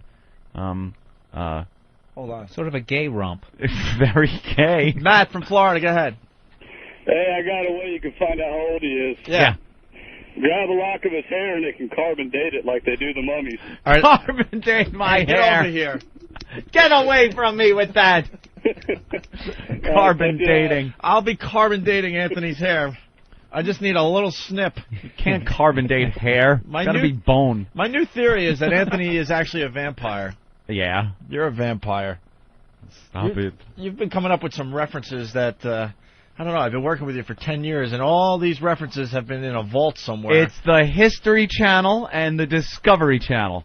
That's where I get my info. All right, Troy gay, Alexander gayer? Gayer. Now, I heard from, I read reviews on this a while back when it first came out in the movies, and heard from people that have seen it, and they said that there were some gay, like, undertones to this movie. Is it an undertone or an overtone? Would be very overt in your face, right? An undertone would be something that's implied, but you kind of think it's happening. Yeah. I just want to say it before I get 8,000 instant feedbacks going, "Hey asshole, it's an overtone." I think it's undertone. Anyway, gayness. There was some gay undertones in the movie. It was It's an completely gay. Because the head just pops up a little bit every once in a while, so it's an undertone. It's under, but it's popping up a little bit, so it's an undertone. It wasn't just implied gayness. Alexander, his character, Colin Farrell's character, was gay. And it started as like a kid. They had him as a kid wrestling with his little friends, like they did back then. And then he gets a little older, and he gets his boyfriend. He had his little boyfriend, and that was Jared Leto. It was a brave performance. Courageous. Anytime somebody straight plays somebody gay, they always say that. Well, let me tell you something. Brave performance. The only reason I think people thought it was an undertone of gayness was because they weren't just fucking each other in the ass blatantly. Anyone who said this was gay, implied gayness, really needs just man-ass gay pornography to go, I think that guy might be gay. Because he's kissing men. He's kissing men in this movie. And the relationship between him and Jared Leto was just completely a gay relationship. And I didn't know. I go into this movie thinking I'm going to see an Oliver Stone, some action. Not that kind of action. I wanted to see, You were hoping for some sword fighting. No, I wasn't hoping for sword fighting. Docking. you needed a docking scene. I was hoping for some docking. But I wanted more battle sequences, and they didn't give it. I think that's why the movie kind of tanked. A little too much of this lovey-dovey stuff between men, and not enough fighting action. Let's go to Opie's Hog. Opie's Hog, what's up? Hey, Anthony, how does this compare with your memories of what actually happened? All right. Very funny. Assholes. So you were very uncomfortable by the gay overtones or undertones. You know something? I'm not uncomfortable by it, but it takes you out of the movie because you're watching and kind of go, Jesus, what are you doing? When Colin Farrell grabs some guy that just did this homoerotic dance with another man on the floor and grabs him and just starts open-mouthed kissing him, I can't just sit there and go, yeah, that's really got a great place in this movie. And that you just get taken aback and go, oh, wow. Is that the noise you make, or is it more like, I went like, oh, because the moth was on me. I did that first, and then I went, oh, wow, because of the gayness. Yes. Anytime that happens in a movie, like, and you know the actor's straight, that takes me out of it if I can see him going, like, trying to psych himself up to do the scene. Yeah, what movies are you watching that gay men are actually gay and doing this that you're sitting and watching? I'm saying when somebody's straight. Yeah, that's what I mean. Do you have an option to that? Are there movies that you have seen where gay men are gay and they're doing gayness? Didn't and it doesn't take you out of the movie? Jay Moore have to kiss somebody? Yeah. In some movie? Yeah, Jay Moore and... I don't remember. Yeah, that was one of those, so it's like Jay's straight, so I'm watching it going like, okay. Guy from Party of Five, I think. Let's ask Jay. I mean, Jay listens to the show every day. Maybe he can call us later on this week. Jay, who'd you make out with, you faggot? He listens during the replays. Call us up. What goes through your head? Are you saying over and over again, I could do this, I could do this? You're reading that script? I'm doing one fucking take of this, and that is it. Something has to go Yeah, it through was your movie head. Go. Scott Wolf. Scott Wolf, thank you. In Go. That was Ben. When you're reading the script, and it comes up, okay, you walk into the room, now you embrace and open-mouth kiss this man. What do you think? You think it's a great part? I don't want to, like, I really like the script right up until that point. Do you think you could talk the guy out of it? Or do you just go, hey, it's a role, and I'm going to do it?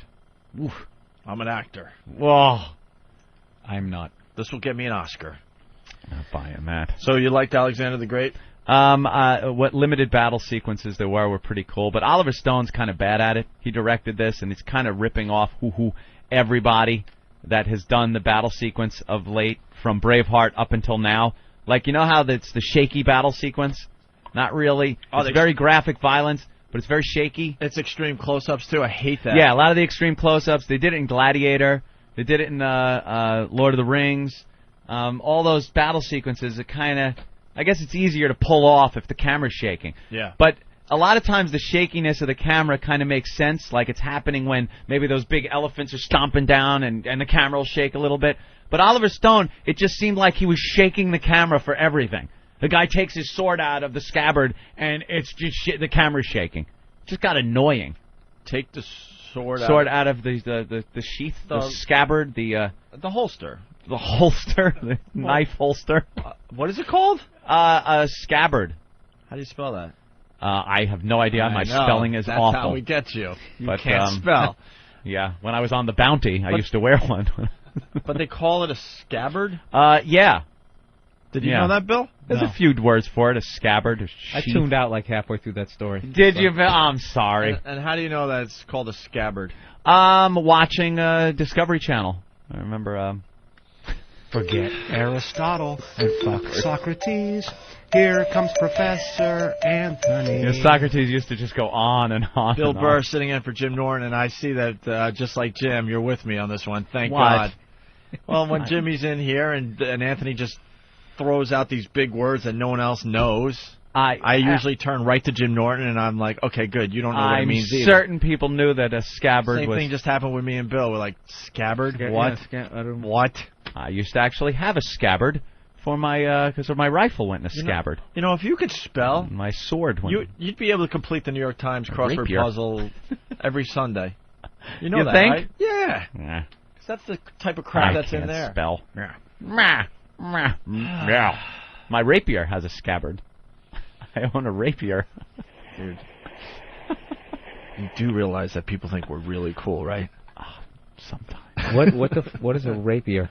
It's a sword. I own a rapier. Bill, you had to go down It's that road. It's a sword. That's what he... Why do you have that? Just in case there's a burglar. Do you have like a castle with like knights set up and shit? No, but I bought one once. The moths fly in and carry them away. You're filming like a low budget horror movie. I bought one once at a Renaissance festival. You but know what? not one Your of the shirt bad ones. Makes sense now. His shirt makes sense now. That's the kind of shirt you wear if you go to a Renaissance festival. If you're not wearing one of the actual costumes, it's either costume or that. Talking or, about or the that different shirt. periods of construction. Walking around when with they your- make cathedrals. Walking around with your big turkey leg. No, I bought a rapier there, and it's a very nice one. It's not like the cheapo iron, like banged out ones that rust on your wall somewhere. This one is stainless steel. Very nice. Boy, that's and impressive, bronze. Anthony. And it's very nice. And I keep it next to my bed for protection. From the because moth. if somebody runs in, how surprised will they be to see somebody try to see chase that on them the out? news. The occupant of the house stabbed the intruder with a rapier. They would have to have a whole fucking segment just to explain what it was. We don't have enough time. Just call it a knife.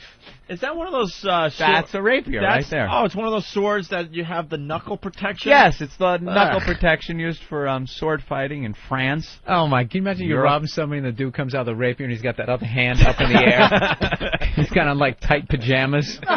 On God, sir. He's got one of those stupid Yeah. Zorro masks on.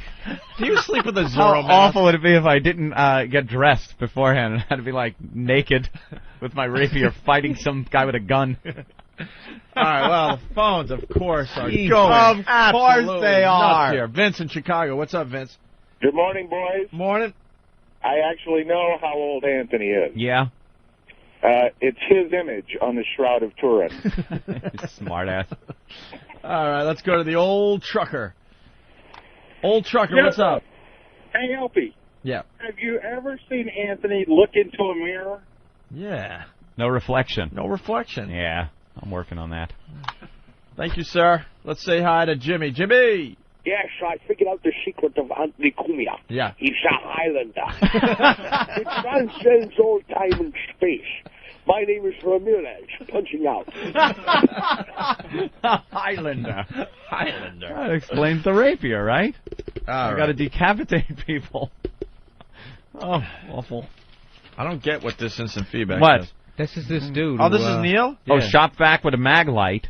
We'll get rid of the No, wait, the no, moths. wait. Do you understand what this is? The No. Neil? Yeah. This is the guy Neil that got pissed off that we hung up on. Oh, is that it? Because we didn't think it was worthy for our show, so he instant feedback what he wanted to talk about. I was suggesting the shop vac with mag lights strapped to the hose, and you could call it Mothwits. Sorry, I'm as pathetic as your phone screener. Please don't ban me. Mothwits. Why would it be called Mothwits? Maglite. Anyone? Strapped A to the mag light. hose. Is that? Oh, yeah, like a Holocaust. Oh, a Holocaust type. All right. Thank you, Neil. Thank you so very much. You have just vindicated everyone sitting in that room and the phone screener. You ass. All right, movie trailers. Opie and Anthony movie trailers. Well, that's where we were. Yes, the first one came in from Jim in Chicago, Anthony. It's a Big A and Stalker Patty movie trailer. Meet the Big A. And this... One man on a search for love. This is Stalker Patty. Well, I'm not scared. And with a little help from some friends, they just may fall in love. Big A. Yes. We just want to know if you might have a little interest in Stalker Patty. Yeah, I do actually.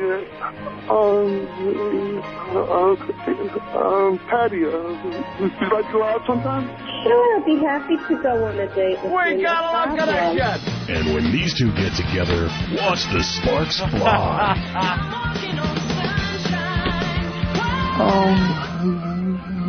I'm gonna be taking Patty to the Red Lion. Promise me, do a little dancing. We'll hop and bop. The meal is very good. The company's even better. What were we talking about? Want to get AIDS or anything like that, or And heartache. just want to be, friends. Why can't we be more than friends? It's still too early. It's a love story that'll tear at your heart. Fuck you, bitch. Starring Greg Opie Hughes. That's it, man. It's over. Anthony Cumia. You stupid fuck! Are you listening to me? What the fuck? Hold me back. I want to kill her. You cruel motherfucker. And introducing Bill Burr as Dr. Love. Fuck it. That's it. I'm gonna fucking rub them out until I drop. Yeah, fuck it. They're all whores. It's the feel-good movie that'll have the whole family saying, fuck you, bitch. now playing on the Opie and Anthony Show on XM Radio, Channel 202. With your fucking manhood intact. Rated S for some stinky breath and stupid shit. Hey, that is really... Oh, see? That guy's got it. He knows. The music cuts in there just like a movie trailer. We're back in the movie trailer business. Yep, had a story to it, the drama, the fun. Oh, it had everything. I laughed, I cried, I felt good about myself. That was one of those feel-good movies. Wasn't it? A trailer for one of those feel-good movies. I want to see it. Fuck you, bitch. She has an old, dried-up twat. And he's a young man. Can they find love? I think there's still some juice in there. One of What do you those want me to stupid do? stories. Very good. Big A Stalker Patty by Jim in Chicago. Jim, fine job. The music was perfect, right? Yes. All right, let's go to the next one here. Music too loud, makes no sense. These are little comments that Steve made next to each trailer. Oh, good. He's commenting. And this is Crazy Scott in his Opie and Anthony movie trailer. In the battle between good and evil, 3 men return once again to fight. With an army of unstoppable pets. I wanted to be the first kid on my block to get a confirmed kill. Every day we find a little virus. What the hell? Can't even hear it. Come on in here, Steve. That is really funny. Because Steve gets really frustrated. He has to listen to all these things. Wow, Steve, what's going on there, huh? Sorry, what? I couldn't hear you until the canopy opens. Yeah, what was going on there? It was too loud. It was just the music drowns out anything that's going on, so you really don't know what kind of audio is underneath this this cinematic music he's So are you telling Crazy Scott to maybe turn down the music a little so we could hear this trailer? Telling Crazy Scott your music's too loud. All right, we're going to give him another shot. Surprise, we're not even going to listen to any more of that. Didn't cut through. Crazy Scott, send it off to Steve at FoundryMusic.com. All movie trailers go to Steve at FoundryMusic.com. All right? The next one you said Stinks by Das Burchin. Yeah, thank you. I can't pronounce his name. I'm trying to remember which one this was. It looks like it sounds like he's speaking German underneath it, but I don't. We're really... all about the nicknames on this program, but some of these guys that are regular contributors to the show, we don't really know how to pronounce your nicknames. He either it's Dasuber Chin. What am I missing here? What? Is that what it is? Thank you. What did you say? Something close to Das Uberchin. And what does that mean? The Uber I have chin? no idea. Like a big chin? A big chin? All right. I have to clear this up. No, my home security does not include a cauldron of hot lead over the doorway. Hat from Unagi. But he is building a moat. One shovel at a time. Yeah. Steady! Shovelful at a time. All right, here we go. Dasuberchin. Dasuberchin. In the O&A studios, all was good. Until tragedy struck. That fucking thing fell again, right on my fucking foot! Then came the bizarre occurrences. He was in a car accident today. I'm gonna walk across the street now. Bill died today. Oh my god. People scared beyond wits' end. I don't know, dickhead!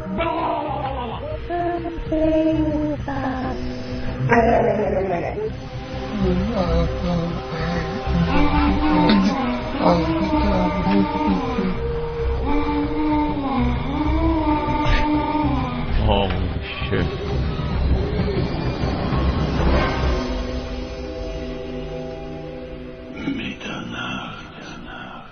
Starring Jim Norton I'm paranoid and I have issues. And some other guys with a special appearance by Samuel L. Jackson. I don't remember asking you a goddamn thing. It's the Opie and Anthony Show on XM Satellite Radio. Rated F for. I closed big. I don't know what to think of that one. I didn't get it. It went nowhere. No, it went nowhere. He kind of did a good job at making it sound creepy during one point, but I don't know what that means. Creepy and why. and non sequitur all over the place. It's just the He farce used to work on the fade in and fade out of music. Yeah, it just, he just Carmen Chameleon came up and down in 2 seconds. Come on. With Jimmy Norton. All right, well, he's trying. But again, how do you judge it? These guys don't have professional editing rigs, so you have to take that out of the equation now? No. No. People are commenting, they're saying, do these people even listen to these when they're through with them? Or do they just send them right off? A lot of them come with emails that say, dude, I spent 4 to 5 hours on this, and I think it's great. You will, too. And then you hear it, and it makes no sense. Well, we got a lot of good ones that have come in. No, I'm not completely negating all of them, but I just don't. Your barometer gets thrown completely off after 16 or so because you forget the way you have to judge them because you don't know if you're judging them on content. Maybe if more people sent some in, it would up the average of a good one. I really don't that like would be that. great. All right, and more for you to go through, Steve. Yeah, I agree with Bill Burr. We just need more people. Yeah. Yes, definitely. Send them to Steve at FoundryMusic.com. I think you should send them to Bill at BillBurr.com. I got a Casio keyboard with some sound effects in my apartment. I might try to put something together. Whip one up. Bill's going to try one. Okay, you do that. The next one is by... I'll just make it so fucking heinous you want to kill yourself. Who's Ray the intern? Ray. Is he here today? No? We have an intern named Ray? We do. Ray's the... Which one is he? Hawaiian-looking kid. Oh, okay. All right. Very memorable Ray's got a great voice, though. Yeah? Ray's got a really great voice. His production chops are but he's got a great voice. So. And you kind of liked it. You kind of liked Ray. I see where he's going with it. He's got a decent concept. I think it's a little too long, though. All right, here we go. Ray the intern.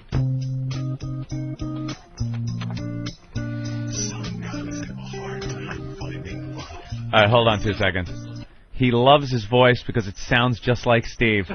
That's why Steve likes this guy's voice. You would totally sell him the voice. Got a great voice, Is some like it? It sounds like you. I don't think so. Little bit. Oh my God, it sounds so I'm much listening. like Play it again.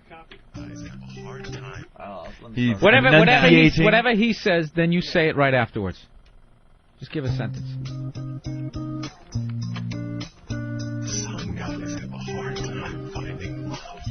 Some guys have a hard time finding love.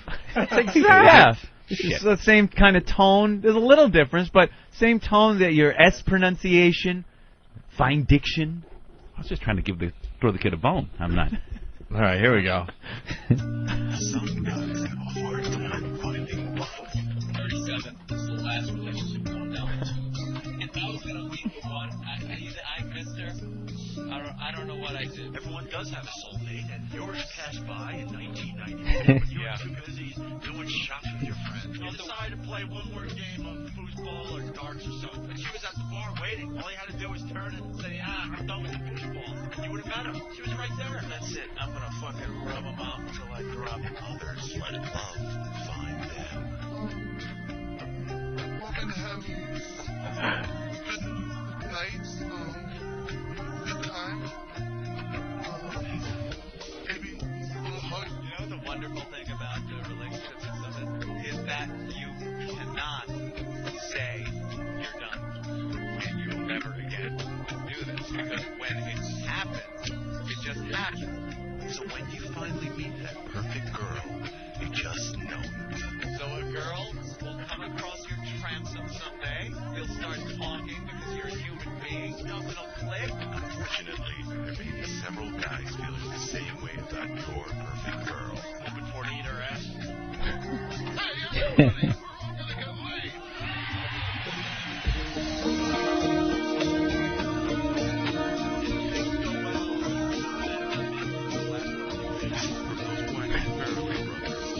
Story of one girl and the guy she drives crazy. You own a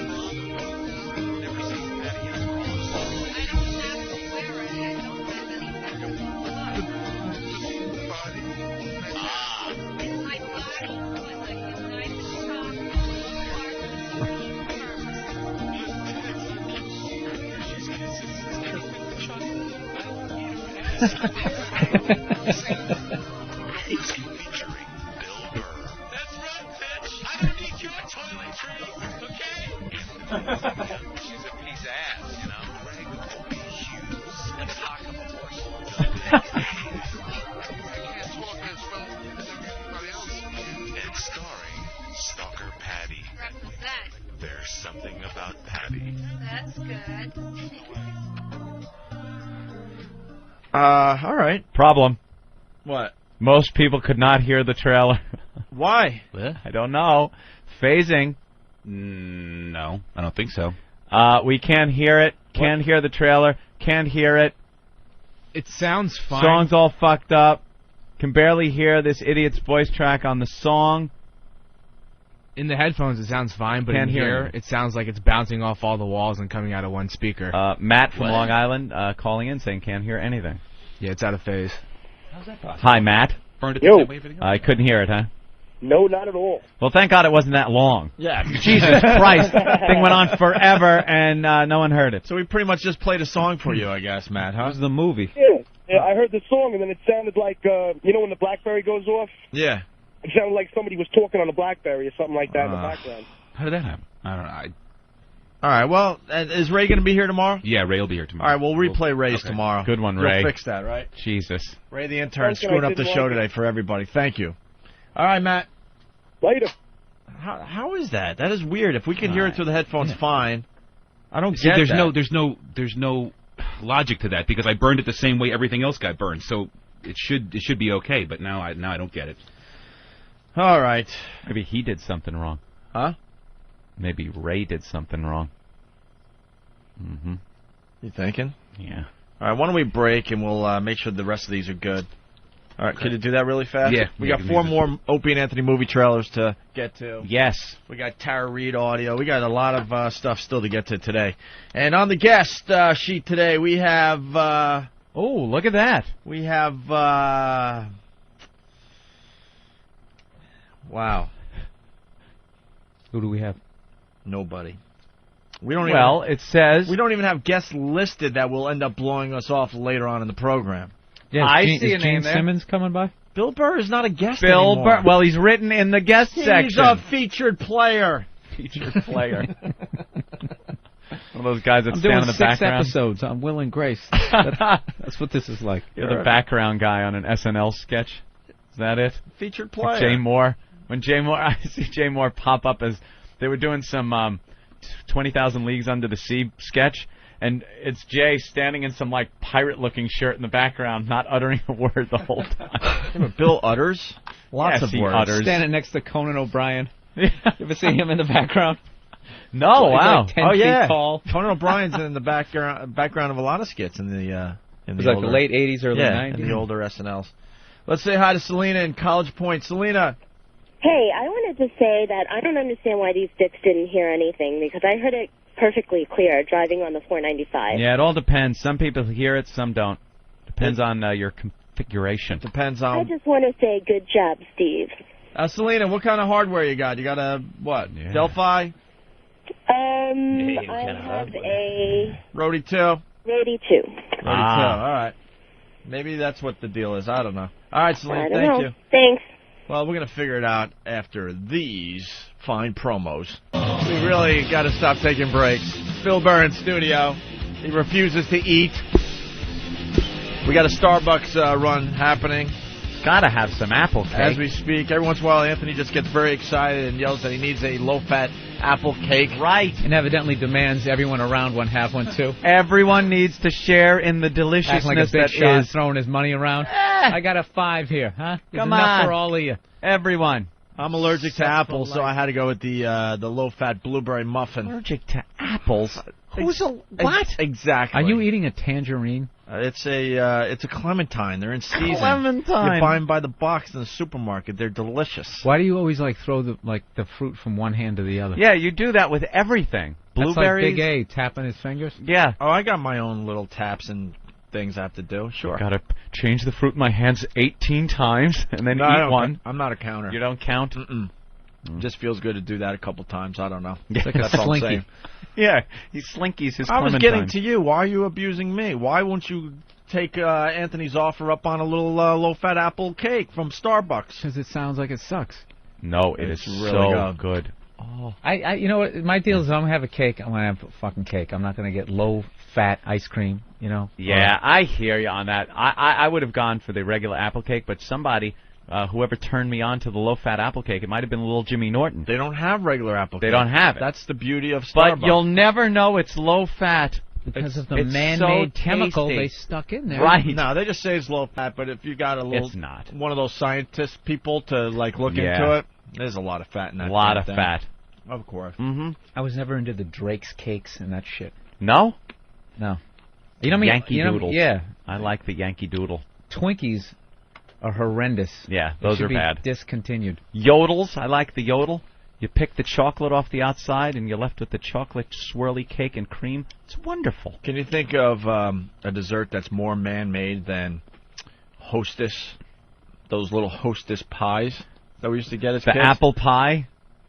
Yeah, those are pretty Completely gruesome. man-made. You know what? I never had the balls Wedge. to eat one of those pink snowballs. Oh, those are awful. The coconut marshmallowy snowball. And I used to have to rip the covering off if I would come across one. I don't know why I would buy one and then throw half of it away when I could just get a piece of cake, but somehow I'd be in possession of one of those. Maybe someone would share. And I'd have to rip that marshmallow stuff off the top and just eat the chocolate cake. Because it's not even like a food product. It's like some form of rubber or plastic. I just look at that like, who the fuck is buying those? We used to talk about that about candy bars. Like, who buys a Fifth Avenue? And every time you go into CVS, they're sitting there. Clark bars. Fifth Avenue. You can understand a Hershey bar, When right? was the last time you saw somebody walking down the street biting on a Fifth Fifth Avenue? They've been there since 1979. It's just the same ones. What an awful candy bar. From the original delivery truck. Or like those ones, like they'll come out with a new candy bar and they have this huge ad campaign. Like, remember O. Henry? Oh, Henry, when that first came out, oh, Henry, the candy bar, that's mostly nuts, too. And they had this stupid, like, cartoon character running around to the point it made you want to buy it. Then like, you know what, fuck it, fuck that. They have not had one commercial Back to M&M's. in 30 years, but they still have that candy bar. There isn't really a good candy bar that's come out in the past 50 years. I think everything that people eat has been around forever. A Hershey bar. I like the Nestle Crunch bars. Those are great. Chocolate with the Sure. little Rice Krispie Crunches in A them. little crunch to it. I like Twix. I think that was the last good one that came out. Caramel in it. Right. Steve, you got the movie trailers? We're going to get into nougat in a minute. Nougat. What is nougat? What is that shit? What is it constructed of? I don't know. Worst nougat, Three Musketeer bar. Oh. The only way you can eat those is the miniature ones. If you have a whole one, You'll vomit before you're done. All of a sudden, it's swirling in your belly, the nougat. The bulimic candy bar of choice. You feel the weight of that nougat. Are you tired of sticking your finger down your throat? Take 2 bites of a full-size Three Musketeer. And that one's on like a dumpster brick. could not be close enough. Oh, is that horrible? That's nougat. What the fuck?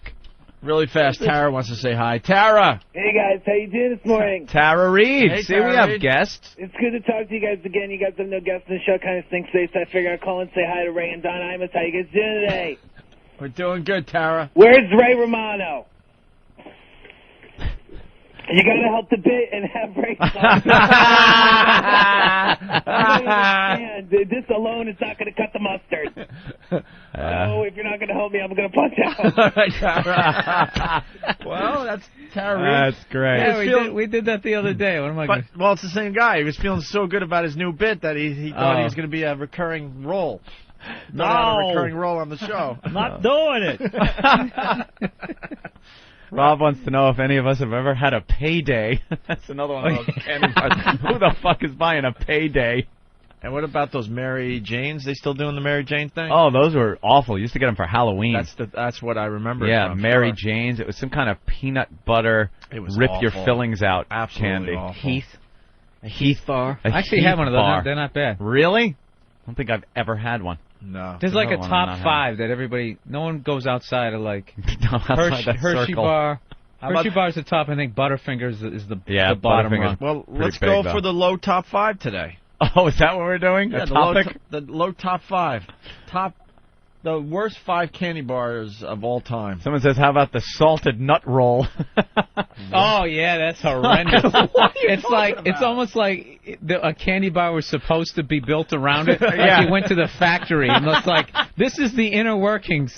All the goodness has been stripped from this. You know what happened? You're left with this. The chocolate machine broke down that day, so they're like, just sell it like it is. Pump them out. See if they buy this ain't shit. Bad.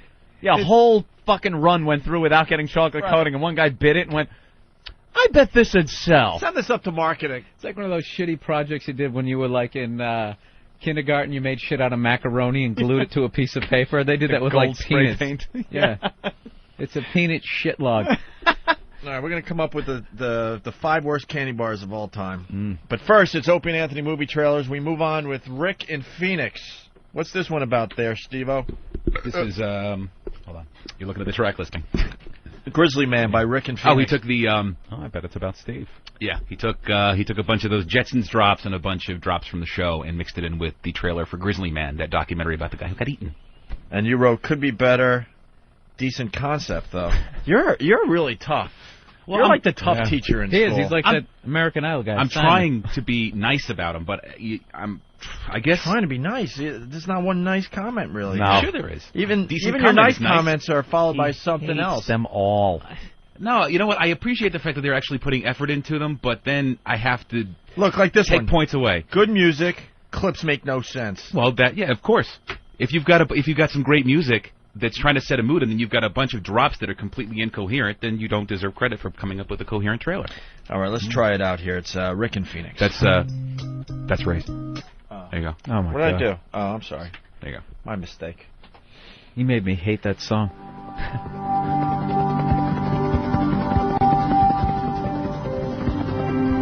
For 13 years, Timothy Treadwell lived among the grizzly bears in the Alaskan wilderness.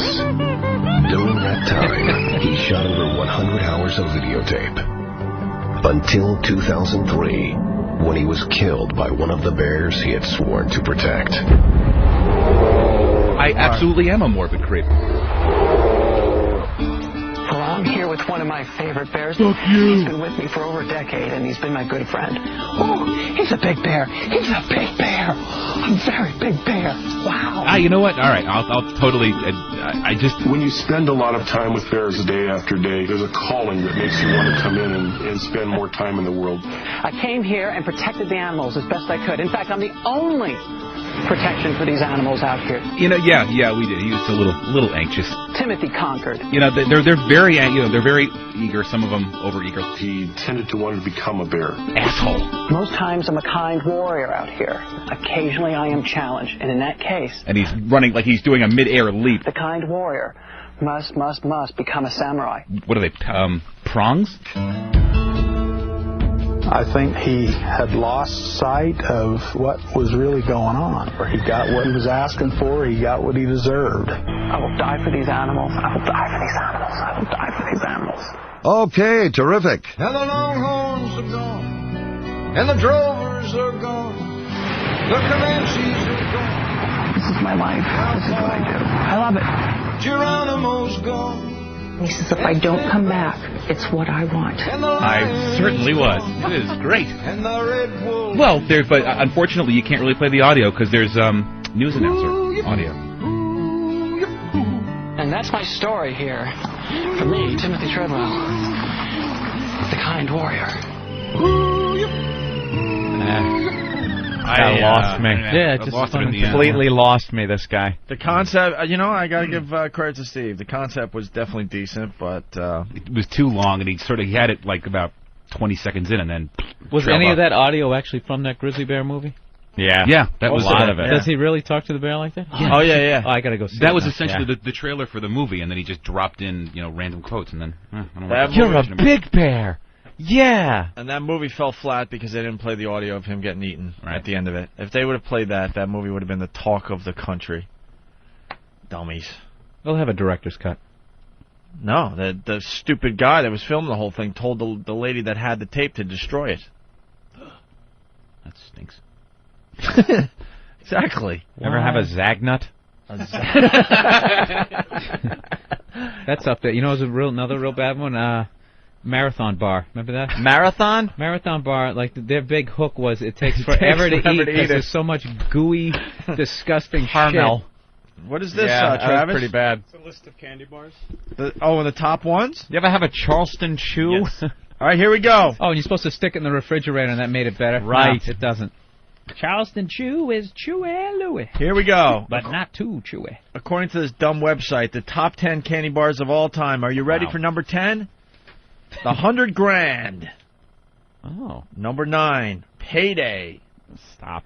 Number 8, Dove Chocolate Bar. What? Isn't that ice cream? That's for like pregnant chicks. Number 7, That didn't even make sense. Bar None. Bar None?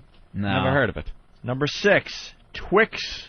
I like the Twix. The Twix, very good. Number 5, top candy bars of all time, Kit Kat. Love Kit Kats. Good stuff. Number 4, the Reese's Peanut Butter Cups Inside Out. Is that the peanut butter's on the outside? Yeah, these were limited edition. Limited edition, people. The peanut butter's on the outside. It's on the outside. It's on the outside, people. It's insane. Look, I'm unwrapping one here. I got peanut butter on my fingers. I got peanut butter on my fingers, people. Be dialing. Be dialing. The peanut butter, it's crazy. You're Anthony, gonna we've already sold 40 of these, and I'm can't telling you, 40. they are moving. They're moving, people. You gotta be dialing now. Get it on Stretch Pay. If you can't afford it now, get it on the Stretch Pay. That fucking lunatic. Where did he go? He was perfect. Here we go. Number 3, the Snickers bar. And you get a McGuire rookie card. We'll give you a McGuire rookie card because there's 85 gazillion out there now. Certificate. What was that guy's Authenticity. name? Don West. Don right? West, yeah. Yep. He dropped off the face of the earth. He went to like announce wrestling. He was doing the wrestling and thing. he was so good. Like he had a buzz going about him with that fucking shopping network. Right. And he just Who's that other too one? big for his He britches. got busted for like just being completely full of shit. Selling the one garbage. bedroom apartment. $800,000 Oh, that guy. for my one-bedroom apartment. And he would never say what the fuck he was saying. What he was selling. You just take out ads, you put them in the papers. For Yeah. what? We'll tell you how to set the ads up, how to place them in papers, and the money will be rolling in. And they got the testimonials from the people. I made $6,000 in the last 20 minutes. I've never been this happy in my life. I don't know. I got every color lipstick. I'm on my period. I'm still happy. And then there are the people that And he was just paying them. Of course. I think he was selling like soap in ads in newspapers, and somehow you're going to make six what are figures. you selling in these ads? Because he never told you what he's selling. It's just the ads themselves that you're taking out and money's rolling in. It's like those real estate ads where it's like, no money down. You don't need money. You don't need a house. You don't need credit. What you do is you buy these houses from people and then sell them. And people are like, I bought and sold my first apartment building and cleared $85,000. I had no credit. And you're just picturing, is this guy, could I buy your house? I have nothing. But I'll buy it from you, and I'll pay you when I sell it. Okay. And people are just saying okay to this. Because that was the guy's plan. No, you know it's bullshit, because anytime anyone's got to be crazy, like running around with question marks all over your sport coat, like, it's fucking unreal! The government's handing out money. You could get a government grant to learn how your telephone works. And they're handing money out. And he's being chased by government agents in the commercial in fast motion. With their briefcases. With their briefcases, and he's got question marks on. That guy is truly an ass.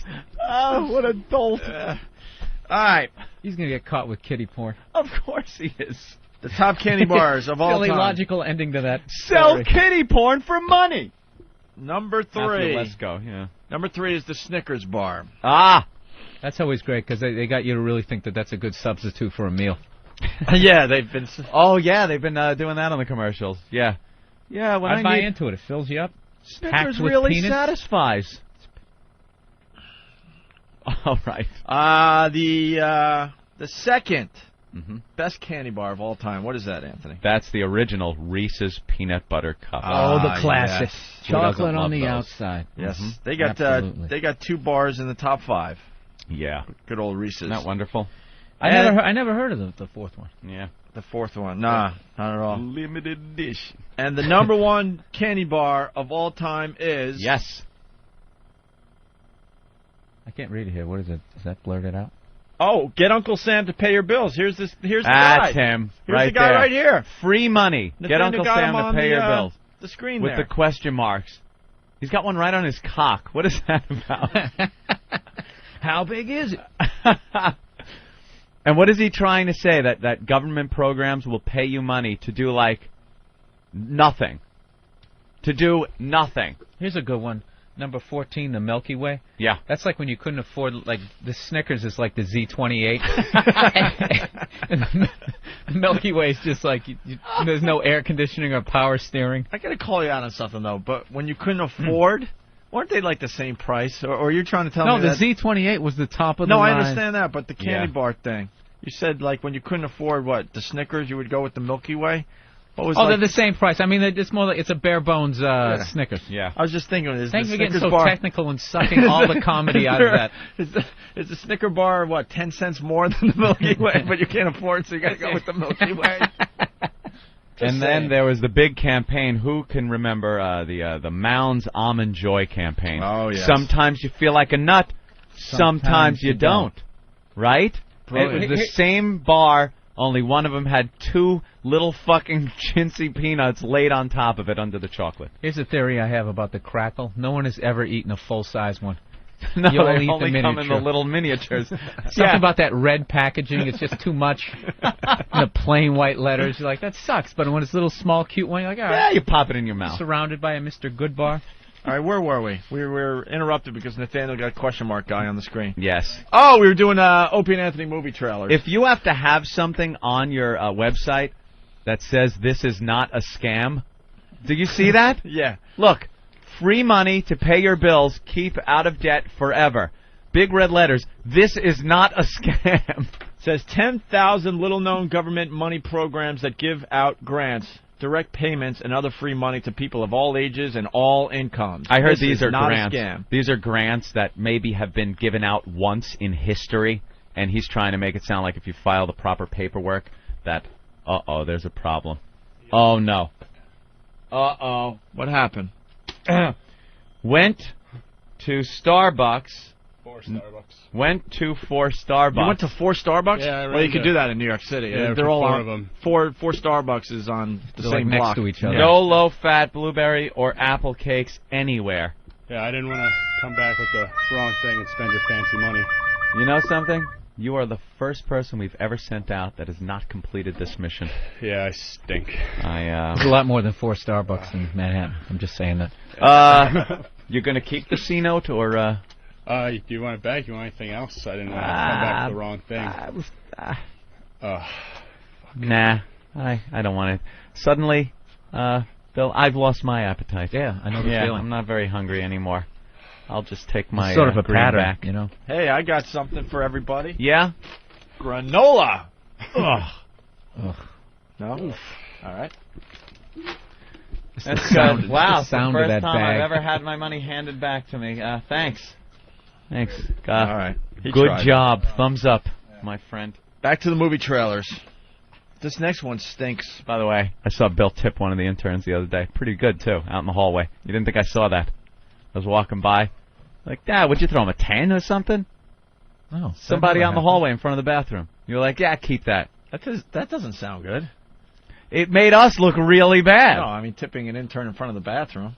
Oh, yeah, true. I was, wait, maybe I'm wrong. trying to help you out, You know Bill. what Was it it for food, Bill? I said, go. I said, keep it, and he refused to. Yeah, I saw he was, like, refusing. And Yeah. he didn't keep it? No, he didn't. He came back with all the change. Made us look really bad, though. It was like a prison thing. You know, you can't owe anybody a favor. Yeah, you're not allowed to. But you even offering makes us look I'm a bad. nice guy. I'm sorry. You know, Makes us look bad. try to spread the love. What is a bun bar? That sounds like something Norton would be into.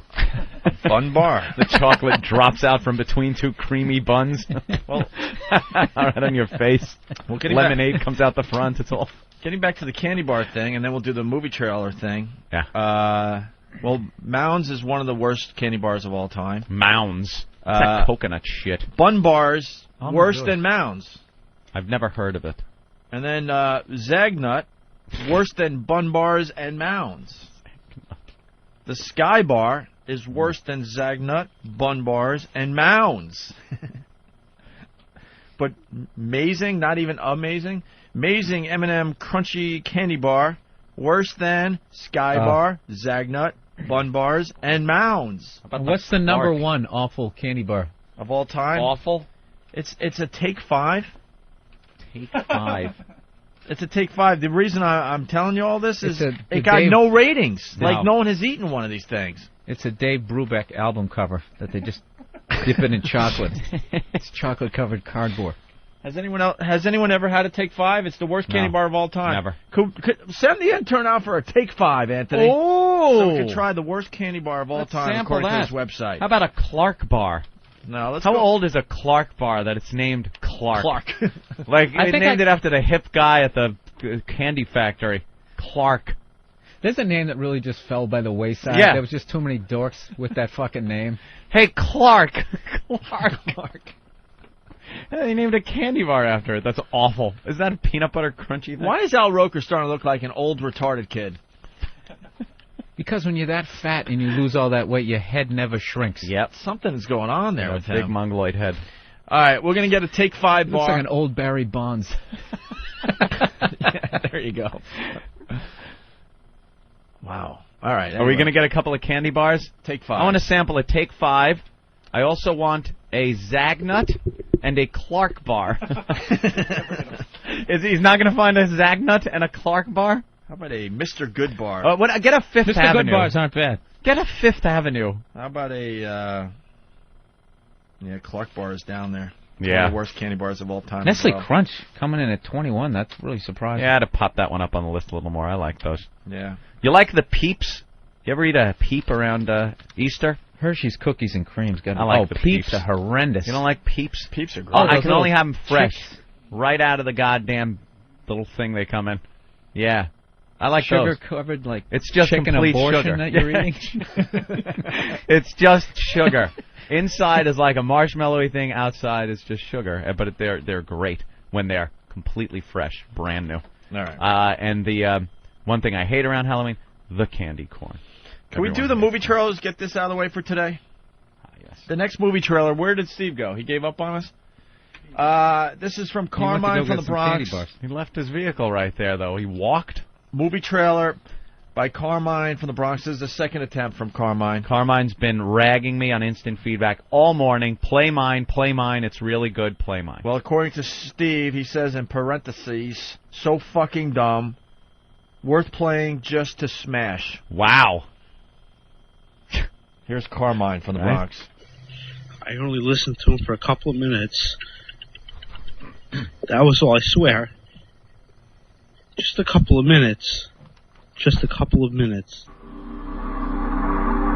The Catholic League is praising Infinity Broadcasting for canceling the Opie and Anthony show. The company pulled the plug on the popular syndicated program after the shock jocks encouraged a couple to have sex in New York St. Patrick's Cathedral. The Catholic League has promised now to petition the FCC to drop its investigation.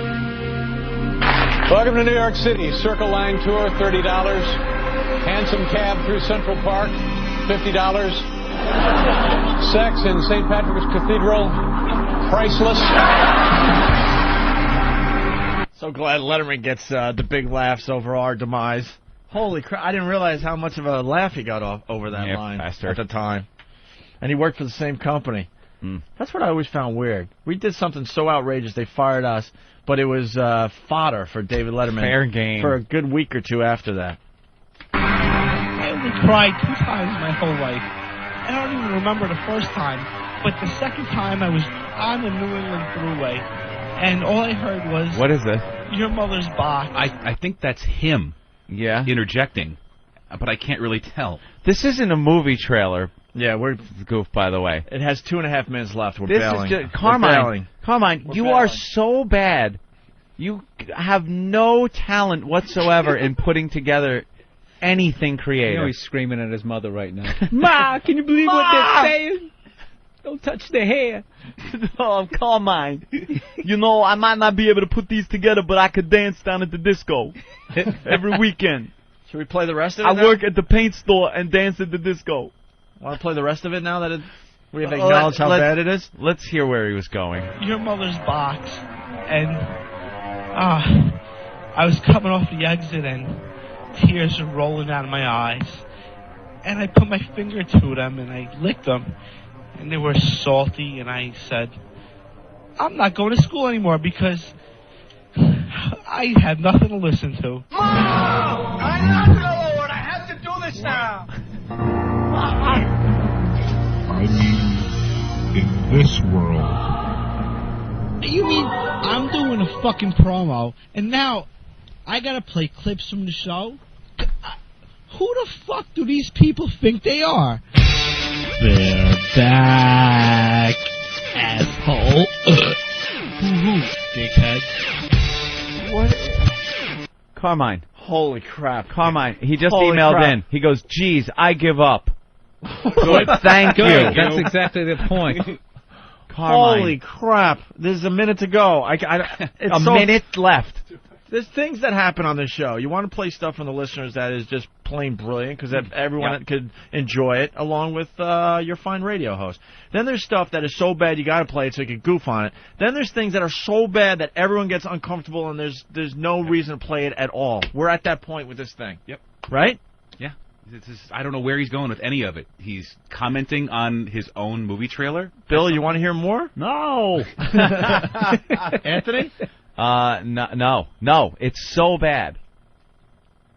We were sort of talking about this in the office before the show. You know, if you're the pilot and you know you're going to land this perfectly, when you use it to your advantage, though, you see some hot chick and Hurry, suck my cock. 7 Yeah, feet or it'll help my something. concentration. Start making some deals like, Take the hey, tension away. Pretty tense up there, pretty man. tense. I think I could do this, Really but holy crap. Okay. Thank you. And I See? was trying to keep the gag going. I can't even keep the gag going. Instant feedback coming through. Probably the worst one ever. This shit is horrible. Turn it off. This sucks. Wow. The next one is just as bad. It's by Justin. You Can't be just as bad. You write good music. Clips make no sense. Yeah, I think this is another one of those that's just... Are we going to end up on an up note today? What's the last one is... last one had some context to it, yeah. Oh, great. Some context. Here's Justin's Good as it Opie and gets. Anthony movie trailer. In a time when censorship program dares to tell the truth to the American people. Fuck you, asshole. Opie and Anthony and pleasure for me always. Starring Opie Because I don't know what was going on that day, fuckface. Anthony. I'm getting dressed up. I need some spats. And featuring Jim Norton. I have the metabolism of a glacier. I have no fucking idea. Crap, you're right. It's not real. Holy shit, are you kidding me? You take the young lad into the bathroom stall with you. I should be milked into a bucket and then beaten with a belt until I do a sit-up across my fat white stomach. Why did you kill me? Shut the fuck up. Did you shut up? Shut up. Shut up, bitch. Shut up! Shut up! Opie and Anthony. Now playing on Select XM Radio's Channel 202. Well, oh my God! It kind of had some entertaining clips in there, but they didn't. Yeah, they don't have like a movie. No, wasn't like a movie thing though. Yeah. Carmine's back. He says, I can't find good clips from the show to download. Sorry, guys. Our entire career is online somewhere to download. Go to oavirus.com. Everything we've ever done.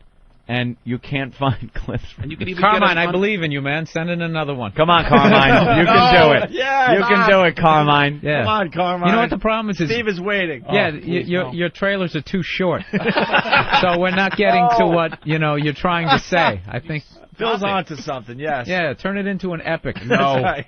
A trilogy. Oh. Take your friends and go to the bridge, and then think about it and make a new one. All I went to kill myself. Let's see if we can end on an up note as far as these movie trailers go today. This is Dan of the Dead. His movie's called Steve from Yellowstone. In an unforgiving world, something is out there. And there's characters Lurking. Wow. Kelly, come on. That's pretty good, dude. That's amazing. Waiting to strike when least expected. You want to take some phone calls from our listeners? Yeah. Absolutely. Let's see. Wow. A lot of callers that are very excited. They want to go and see you guys, I guess. All right. Let's say hi to Steve in Yellowstone. Steve in Yellowstone. Hey, Steve. Yes, it's Ramon. Finally, Steve from Yellowstone in his very own full-length feature film. Star Wars is the faggot. Witness the shock. Exactly. Coffee with booze is not meant. Shut this whore up. That's enough. We gotta go. Sounds like he had too angry. much. Sorry, Julie. Sounds like he had too much honey in his tea. Ramon, Lou Graham is a faggot. All right, somebody didn't take their medication this morning. Yeah, that's what it sounds like. Witness the anger and insults. This is a copyright problem because it is, a matter of... Ramon, bring me someone with talent. What the fuck are you talking about, you fucking retard? Yeah. Have fun in Yellowstone, buddy. Maybe you can sit on, the Old Faithful and have it go up your ass, you stupid piece of shit. Ramon. That was pretty good. No, it's just Ramon. Lou Graham has AIDS. Oh, what is wrong with you? You got on again. Ramon, bring me a cover band. I swear to God, your collars are all on crack. Ramon, tell this boy this bit is tired. He doesn't care. Ramon. More than the same color over and over and over. This is Steve from Yellowstone again.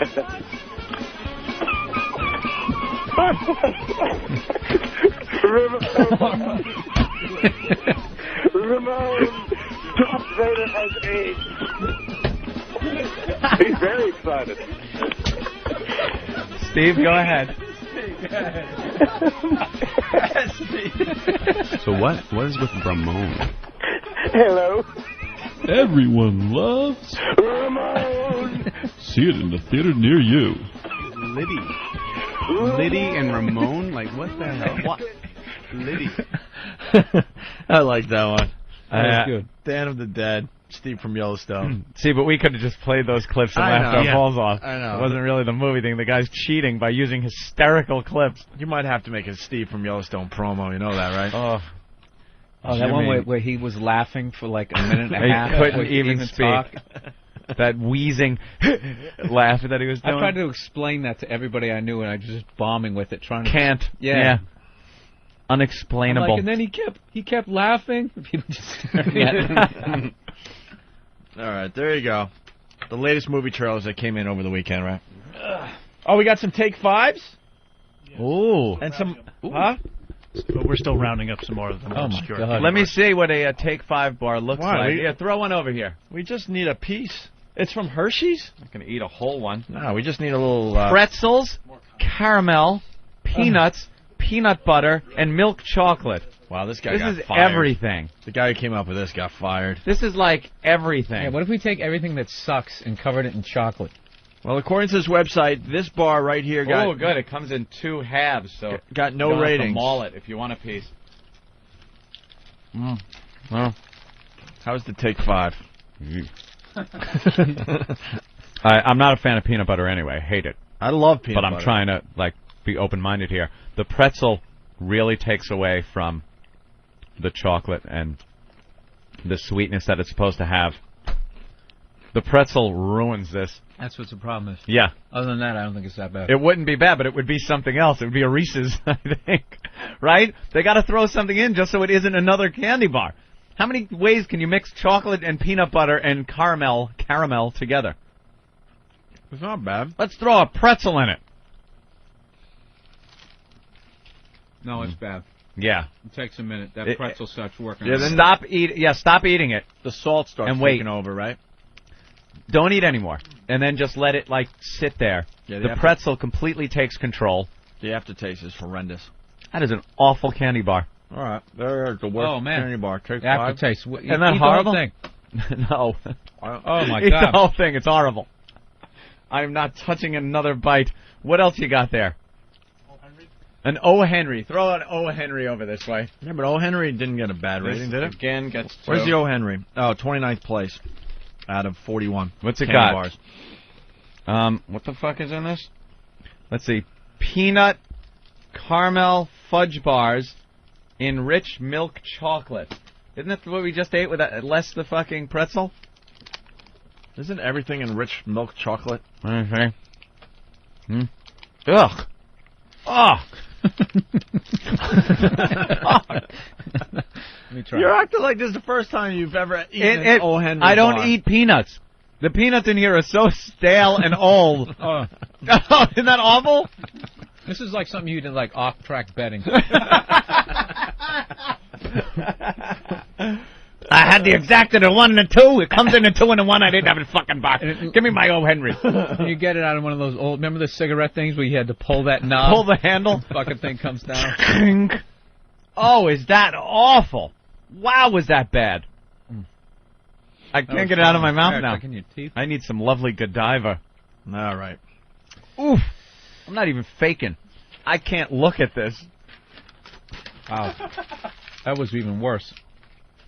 All right, when we get back, we got to talk about Dirk Jeter receiving some hate mail. What else we got today? Oh, the Demi Moore thing we didn't get into. We didn't get into the Barbra Streisand thing. Ugh. Or the Dick Cheney thing. Sharon Osbourne. All right, we got lots of show to do. Stay there. Hey, where's that candy bar that you just bit into, Anthony? I threw them in the garbage. What garbage pail? Right here. Let me see. Let me see. Come here. They're wrapped in paper. No, I just You want want to see it? No, I don't believe you. Nathaniel, take this. Bring it to the lab. We'll get your age. Bring it to the lab. Oh, the Opie and Anthony lab. I cannot get that out of my... I can't get that O. Henry. Those peanuts were like the ones George Washington Carver didn't use during his experiments. They put them in those bars and put them on the shelves. I can't get it out of my teeth. They were a prop on Archie Bunker. Sitting in a little ball next to his chair. That stupid chair of his. Oh. All right. Demi Moore and Ashton Kutcher. Ashton Kutcher. This guy, there's something wrong with this guy, man. He's one of the hottest things in Hollywood. He's got the Oh, well, that's your opinion. He's got the MTV cred. He's friends with P. Diddy. And he's marrying an older woman. I don't get that. I get the guy with the younger woman thing. Trust me, I get that. Really? I don't get the older woman with the younger guy. I don't understand how it works that way. It's a mommy thing. It's a mommy thing. There's nothing else that could be said about that relationship. You want a mommy, you didn't get enough attention from mommy, and now you have one. I mean, a lot of girls... And you're fucking her. Yeah, you're banging your mommy. A lot of girls will agree that guys just get better with age. You've heard that many, many times in your life, right? Yeah. But you don't hear it about the women. I think that's a euphemism for they're after your money. Yeah. You think? True. Well, she's 42. She's hot as shit, obviously. Yeah, she's gorgeous. But she's 42. You know, I mean, That's a ticking time bomb. That's what I'm saying. With a short fuse. What do you got? What's the shelf life on that? Maybe another 7 years? Her chin starts dropping in about 47. Starts getting that turkey look. And he's 27. Yeah. He could be going out with like 20-year-olds. And he's 33. She'll be 65. Does that work out? No, it doesn't work out. She might as well be. You know, you want to be 35 and your wife's going through hot flashes? Well, speaking of which, because they had a whole bunch of examples of other couples. That's what I'm getting at here. And I just want to say this. I think Rafe, even though his name is spelled Ralph. Yeah, Ralph Fiennes. It's Rafe. Rafe Fiennes has got to be gay. That is my opinion. Wow. He is 42 years old. His wife is 61 years old. You called him gay? I think he'd have something to say about that, Opie. Go ahead, go and leave. I pardon you. Oh, he doesn't seem that you. upset. He pardoned you for it. Thank you. What is he doing with a 61-year-old woman? Fucking her? No. No, I don't even think there's sex in there. Relationship, an item since 1995. They met while performing Hamlet together. Ugh, what was she playing? His grandmother in the play? That is absolutely a mother issue. He needs somebody to be motherly to him, and it's nothing about sex or having fun together. No, it's being weird. in a relationship. They got a picture of the happy couple in USA Today. Yeah. And it's obviously an older picture because Ralph Fiennes looks younger, and she already looks really old. And this is not. How old is That's he? not a recent picture showing that she's 61. How old is He's 42. She's 61. And they met 10 years ago. 1995. So maybe at the time it seemed like a good idea. No, it's still fucked up. 32 and 51? 32, he could still bang an 18-year-old with a certain level of guilt, but he could still do it. But instead he's going 51 at 32. Now he's 42, she's 61. Maybe it's a fetish. And then he has a lovely quote in there about, what does the quote say from Rafe? Rafe says, if two people have a strong connection and a strong bond, that's what's important. Certainly in my life, age difference has not been a problem. Just seems creepy, though, man. You're walking around with a 61-year-old lady. Here's my lady. Those awful butterscotch candies laying around her apartment. Just a big candy theme. Would you like a mint? What about Jane's? A Rothschild, whatever those awful candies are called. Those old people candy. Would you like a Rothschild? What, a Rothschild? What? Some licorice stick. It has like jelly in it. Yeah, just horrid candy. Richard. A Werther's. Would you like a Werther's? Yes, sir. Yeah, about the older woman thing, one thing I've got to say is Jane Seymour. I mean, she's a pretty much older woman, and last I looked at her, she was pretty damn hot looking. I think Demi Moore's got the potential of being at least that hot when she gets older. I mean, look at her now. If I was that young and had somebody that hot. Would you marry her, though? Yeah. Eventually, she's going to look like Goldie Hawn. In my back pocket. All right. She really held out on the facelift for a while, didn't she? Yeah. Before she finally did it. Who, Goldie? Goldie. Yeah. She looks like an emaciated Angela Lansbury. All right, well, they're married, and you think she's going to try? You think she's going to try to have a kid for Ashton? That's what they're saying. She's already pregnant, and that's why they're getting married. And Bruce Willis just hangs around like... Yeah. Oh, he parties with him. Yeah, he went to the wedding. Laughing it up. I think he likes to watch. You think? Yeah. Watching doing that hack look where he's got one eyebrow up. One eyebrow up. He kind of smirks his mouth over a little bit. Smiles. You think that's what he's doing? Watching? Let's go. I wouldn't be anywhere around it. No. Why would you go to their wedding? Hey, why would you half go to their my wedding? age with a full head of hair. Yeah, there he is. Banging my ex-wife. Oh, this guy's laughing. Chris, Kentucky, what's up? Hey, what's going on, man? Yeah, man, older woman's the only way to go, man. I'm 26. I've dated from 17 up to like 45. Man, the older ones are the only way to go. Marriage is a little far. I will give you that. I don't know about marriage. Now, why are the older ones the way to go, sir? Well, there's nothing I can't explain, man. I dated. It's not a. Why did you call? You can't explain it. And according to Ben, who knows everything, Demi Moore had a miscarriage. Even better. Ooh. That's one good thing about them. Most of them, they've been through menopause and they can't get pregnant, so you can pop your load in them and not worry about anything. Well, that's a great trade-off. Yeah, but you're thinking about fucking a 22-year-old when you're banging her. Well, no, man, the ones I've been with have been hot. I mean, the hottest woman I ever had sex with was twice my age. And how old were you, 8? I was 21. 21. All right. All right, thank you, sir. Yeah, man. Let's go to Cobra from Whackbag. Cobra, what's up? Yeah, you guys have seen a swimming pool. You remember that scene where Charlotte Rampling is nude in the bed? Yeah. She's in her 60s in that movie. And she sorry. looked like she was in her 60s. I was not watching that movie for her. That's Neither for was shit I, but sure. it came up, and I mean... They were trying to sell, like, and blah, blah, whatever her name is, Charlotte Rampling is going to be nude in this movie, and she's in her 60s and completely nude and looking good. Well, for She 60, did you gotta not look give it good. to her. Oh, for 60, you got to give it to her. Dude, That's what you want to hear. when you are watching a movie where that other chick is running around naked in it, and then they put that old broad on the bed like that, it makes it that much worse. There might have been someone who's into old broads looking at that movie and sees her on the bed and goes, all right, that's not bad. But after looking at that other girl prancing around naked the whole movie, it was like the scene from The Shining, the woman getting out of the bathtub. Oh, you're being too hard. Regardless. No, she looked like she was in her 60s. I think she proved the point. I'm punching out. Some guys are into the old chicks. All right, let's say hi to Jimmy Norton. Hey, it's Jimmy. Jimmy. Hey guys. How are you? Hi, pal. I'm sick. Are you Are you kidding? What? What happened? You emailed me over the weekend saying that you might be coming down with something. What is it?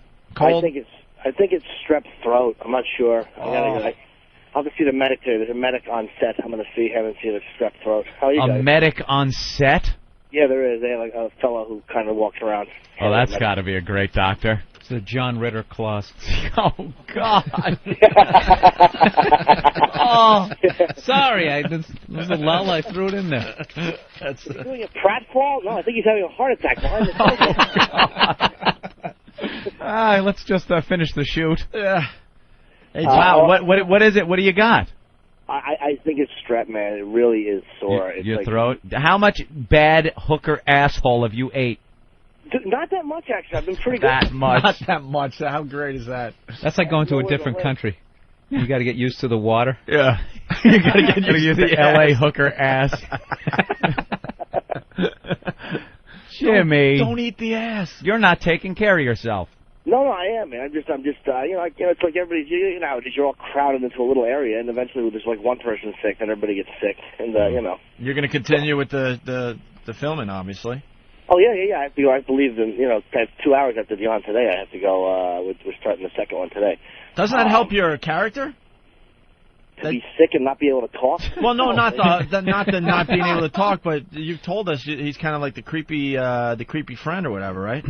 Yeah, I mean, it's kind of like a douchey character, but, I don't know if it'll help or hurt. I mean, it can't be any worse than my acting normally is. I'm just so paranoid I'm going to get fired. I'm obsessed with it. Dude, the message board is going crazy. I guess there were a few fans that went to the taping of the first show, and they said you were killing.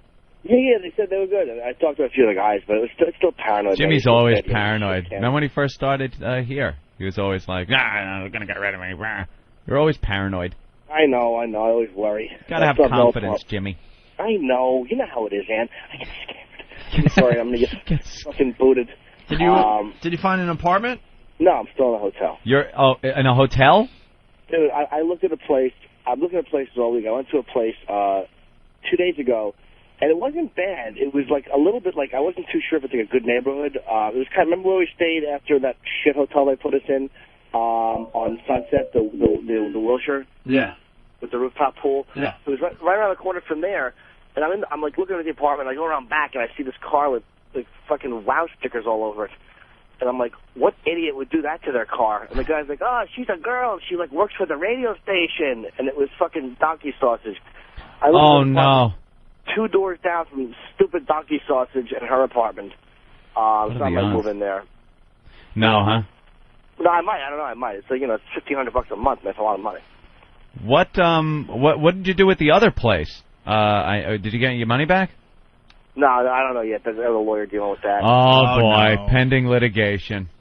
And I went to a place that I wanted to see up in the Hollywood Hills. It was like a place that I really wanted, and the guy took it off the market. But I guess the other guy couldn't come up with the money, so I finally went, and I'm talking to him on the phone, and he's like, yeah, man, it just opened up. So I'm like, all right, I'm going to go up and see him, and it was really, I wanted this place so badly. I'm on the phone with the guy, and he's like trying to be funny. He's like, yeah, man, this place has everything. All you got to do is bring your toothbrush. And I actually laughed when he said it, because I wanted him to like me so badly. I was like, that place must have everything. It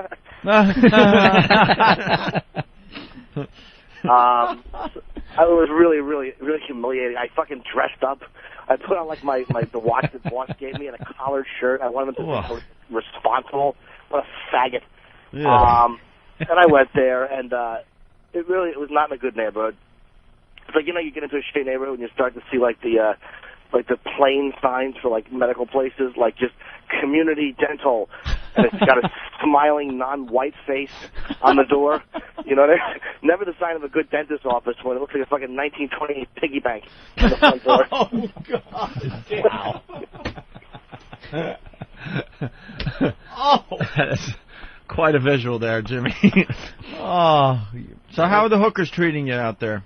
I haven't indulged much, man. I really haven't. No. I've been pretty good. I'm just really sick today, and Yeah. I've been kind of staying away from that a little bit. You know, I got one massage. I think it was horrendous, and she was embarrassed, and I couldn't get a rod. It was really humiliating for both of us. So I kind of been kind of still from it. What's your wardrobe like? A robe? Dude, I'm right off Santa Monica. You have no idea. If I really want to get laid, all I have to do is open the door and pop my asshole out. Somebody will show up. I don't think I can live out here full time, man. I'm a little depressed. It's like I kind of like it, but I miss New York. You know, I want to be here. Yeah, man, it's cool to be here, but You're like Woody Allen, man. You're a New Yorker. It's hard for a New Yorker to go out there. oh, I think Really it's is. like fucking kids. Very good. Have you seen any stars out there, Jimmy? Dude, just Steven Seagal. I got a picture with him. Nobody else though. No one yet? Nobody. I haven't seen one celebrity except for him, and that was like day 2. I went to this thing with Yoshi because the Dalai Lama was supposed to be there, so I was going to try to get a picture of the Dalai Lama. And, That's a good one. Yeah, but it turned out he didn't show up, but Seagal did. So I got a picture with him. We were once in an elevator with the Dalai Lama. What'd he say? Nothing. Nothing, man. He But we just looked him in stood the there. eye. You're not supposed to look him in the eye, and we did. Why not? And nothing happened. Oh, didn't you ever see the movie? You're not supposed to look the Dalai Lama in the eye. You're not supposed to be higher than he is. That's right. Like taller, you got to bow. He was higher than us. He had the penthouse didn't know suite that. at the Ritz-Carlton in Atlanta. Yeah. I think that's when he's a kid. So wait a minute. So everybody was, He's a little everybody kid. was bowing on the elevator? No. No, like he had his security guys with him. We just kind of hung out. Kind of didn't we kind of wave and say, "Hey"? Yeah, we just try to start some small talk with the Dalai Lama. Yeah. As The we Dalai rode the Lama. elevator up to our crappy rooms, and then he went up to the penthouse suite. Should have handed him a wow sticker. Yeah, take a picture. Yeah, there you go. All right, well, I'm tired, man. I'm going to go back to bed for an hour. I just wanted to check in, because I got an hour and a half, actually, before I got to get up. We're doing these Opie and Anthony movie trailers, and one came in for the movie Steve from Yellowstone. It was pretty good. About what? Just you playing the part of Steve from Yellowstone. Ramon. Oh, yeah, I felt kind of... I couldn't do it that good last time because I'm in a hotel. It was like a little after 7 in the morning. I didn't realize how loud Ben from Boston was. So I'm standing there cackling like a fucking idiot. And I'm like, Jesus Christ, man, this is really loud. Well, the trailer didn't go anywhere, but the clips he came up with of you doing Steve from Yellowstone was very funny. Oh, he dubbed in clips. Yeah. You guys got to come out, man. Come to a taping. There's a way to get tickets. I'm not too sure how to do it yet, but there's like every Thursday or Friday we tape. But I got 2 more before I come back, so you guys should come out maybe for the next. Bill Burr does the show with who? Yeah, but if we come out, can't we just get tickets from you? I don't know. Oh, you're in that position where you can't really give us tickets. No, I can get them. I just don't know how to do it. Oh, okay. Well, can't we just I don't know, hang out with you? Yeah, of course. Why? Get strep throat. Get strep yeah, throat and stuff. We'll get sick Yeah, but- together. If I'm on the set, you know how it is when you're out in another place and your friends from New York come and you're on the set. On the set. You have time for a quick hello, but you really can't be the same guy you are back in New York. Getting treated by the set doctor. Oh, that's how he would be too. I know. All right, you guys know you can hang out here. Yeah. And I got work to do, so you'd be in the holding area. Yeah, getting treated like shit. Getting pushed around by everyone. Yeah. Act friendly. This is my friends from New York, you know, just trying to push you off on some PA. Yeah. Oh. Watch Jimmy hit the stage. I'm the neighbor. Oh, dude, it's fucking, I really, at one point, though, I'm finished. There was a couple lines I just couldn't get in rehearsal. They were killing, and then I had to change something about the way I did them, and they just fucking bomb. You know how bad it is to bomb? Bill, I'm sure you guys had to do that when you've done shoots where, like, something gets a laugh, and then you fucking do it too many times, and then something stops working, and you're just bombing in front of the camera. Oh, no. Yeah, in front of the network execs. Dude, it was Sweat the just HBO run-through. I bombed so badly when the fucking executives finally came through. I don't think I got a laugh on one thing I said. Oh, no. Yeah, I replaced somebody who got fired, so I was convinced that I was going to get fired. Like it took at least 7 episodes. My manager's finally like, dude, Really? they're not getting rid of you at this point. Was it Townies? Yeah. Okay. That went nowhere. No, there's the Townies?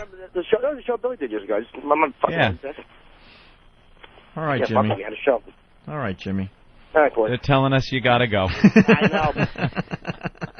Who's that? Who's telling you besides all four of our subconscious? Yeah, we're all wondering who's going to say the line today, you know. Yeah, Jimmy was going to say it for himself today. Yeah. Oh, dude, please, I want to let me be. I'm sick. I feel like shit, and I got fucking sick breath. You know that sick breath? Drink your water bottle, and then you smell the lid after you drink it? Jesus. All right, good. I'll talk to you guys. I might call you guys. I might call you Wednesday. I can't Thursday or Friday. I might call you Wednesday. All right, cool, Jimmy. All right. Bye, Jimmy. Hang in there, man. I'll talk to you later. All right, Jim. Our Jim Norton, pal, everyone. Jimmy Norton out there Being in a star Hollywood. for HBO. Being a star. And there are people, like I said last week, people that are brand new to the Opie and Anthony program, just coming on board, that have no idea who Jimmy is, that he's part of the show. They completely are comfortable with Opie, Anthony, and Bill. That's the show. That's the only show they've ever known. How about that, Bill? There are people that think this is the show and this is it. You really think that? No. Absolutely. Well, wait, you've been doing it for about a week and a half, almost 2 weeks now. It's the only show they know. Wow, we have new listeners that are only 2 weeks. There are going to be listeners that hate Jimmy Norton and want Bill Burr back. Yeah, They'll be like, where the fuck did Bill go? Your show show sucks now that Bill is gone and this Jimmy Norton guy is here. Believe me. How do you replace getting shit on by a transvestite? You really can't. You can do is you hold the fort. Yeah, you hold down the fort, right. The funny thing is, Jim Norton doesn't know he's fired yet. He just keeps calling in. Oh, not on Start the air. that rumor. Not on the air, Opie. Start that rumor. Well, the message boards will take a hold of that. Did you hear Opie? Can we get E-Rock in here? You could hear it in his tone. He was serious. Let's get E-Rock. Yeah, I got to call him out on something. We've been doing the Opie and Anthony movie trailers, and for the last week, he's been handing me a movie trailer. I guess he did for our old show or something, and he wants us to replay it. I forgot. Oh, I love when I forget. E-Rock with his walk-on music. Yeah. What's up, E-Rock? He's not amused. Have you spent that $100,000 yet? Some of it. Not all. What are you buying? Furniture. Furniture. Mm-hmm. That's pretty exciting. That's good. Nice for the apartment. Mm-hmm. Why the low energy? I'm sick. I've been fighting it since Friday. Oh my God. So why'd you come into work? What do you got? You're not doing anyone a favor. Trust me. We are so germ conscious these days. He actually told me this because we had to ride the elevator up, and I was trying to be nice. I'm just thinking to myself, great, I'll be sick by Wednesday. Once you feel any heat from the body, from the breath, from anywhere, you feel heat on you, you're infected. It's over. You're in the hot zone. That's all it takes? Yeah, that heat. It's full of sick. What do you think you have that we're all going to have by Wednesday? I don't know. Over here. My throat is just really bad. Oh, great, strep throat. That's the one I get every I'm year. feeling a little. Good. See that furniture? That's exciting. What did you pick up? Furniture-wise? Yes. I haven't gotten it yet. A bed. A bed? And a new couch. Where'd you go? IKEA. Thanks to Big Kev. Look. You know what? That's like the prizes at the end of the Wheel of Fortune. Exactly. They had the worst. You win all this awful. money, and the selection. For $700, I'll take the brass bed frame. Yeah. Yeah, remember that when you used to have to buy the prizes? You'd spend all that money. How about the cash? And it's crap. Oh, my God, he went to IKEA. Why would you go to IKEA? You won $100,000. Not only is it garbage, and I'm sure IKEA does a good job, but it's affordable furniture. You got to build it yourself, right? There's a lot of stuff. The Allen wrench. You bring your your your couch home in a box, a few different boxes. You got to assemble yourself. They supply the wrenches in a little plastic bag, Why would you stapled go? to the bottom. There's always a couple of screws missing. Something's missing. They sell furniture that you see at like beach houses. Yeah, you're not going to be there all the time. You just need something to fill a room up. Pretty much. I don't need anything is that fancy. But when it gets delivered, it's not even going to be set up. What about the bed? You got that from IKEA too? Just the bed frame, yeah. Oh yeah, not the mattress though. No, I already have that. It's laying on the floor now, and you're on a box spring. You're even dull when you go to buy furniture. Money bags.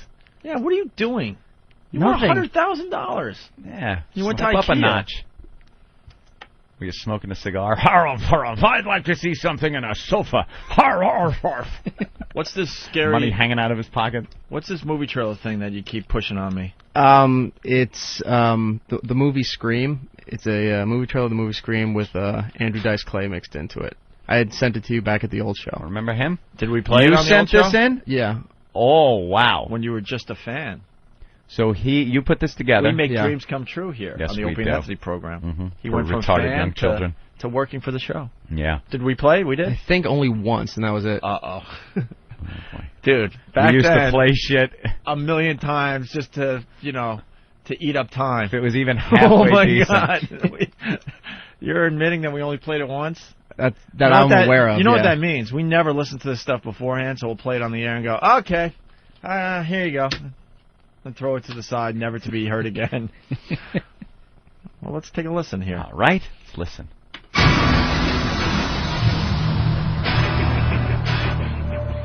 Boundary Music Pictures presents a hairy banana film. Someone is playing a deadly game. It all began with a scream over 911. Someone who's seen one too many scary movies. Now he's taking his love of fear.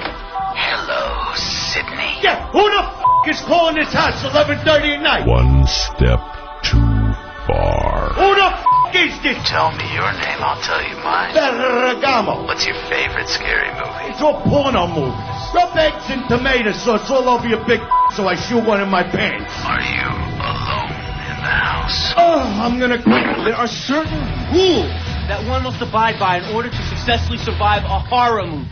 Number 1, you can never have sex. Who said what the who? Number 2, never, ever, under any circumstances say, I'll be right back.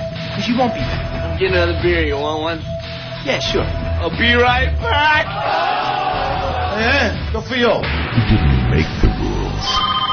He just kills by them. Listen, you little bitch. You hang up on me again, I'll cut you like a fish, understand? Yeah, good for you. Here's a little penknife. You can cut people's feet when you get mad. Go ahead. Don't answer the phone.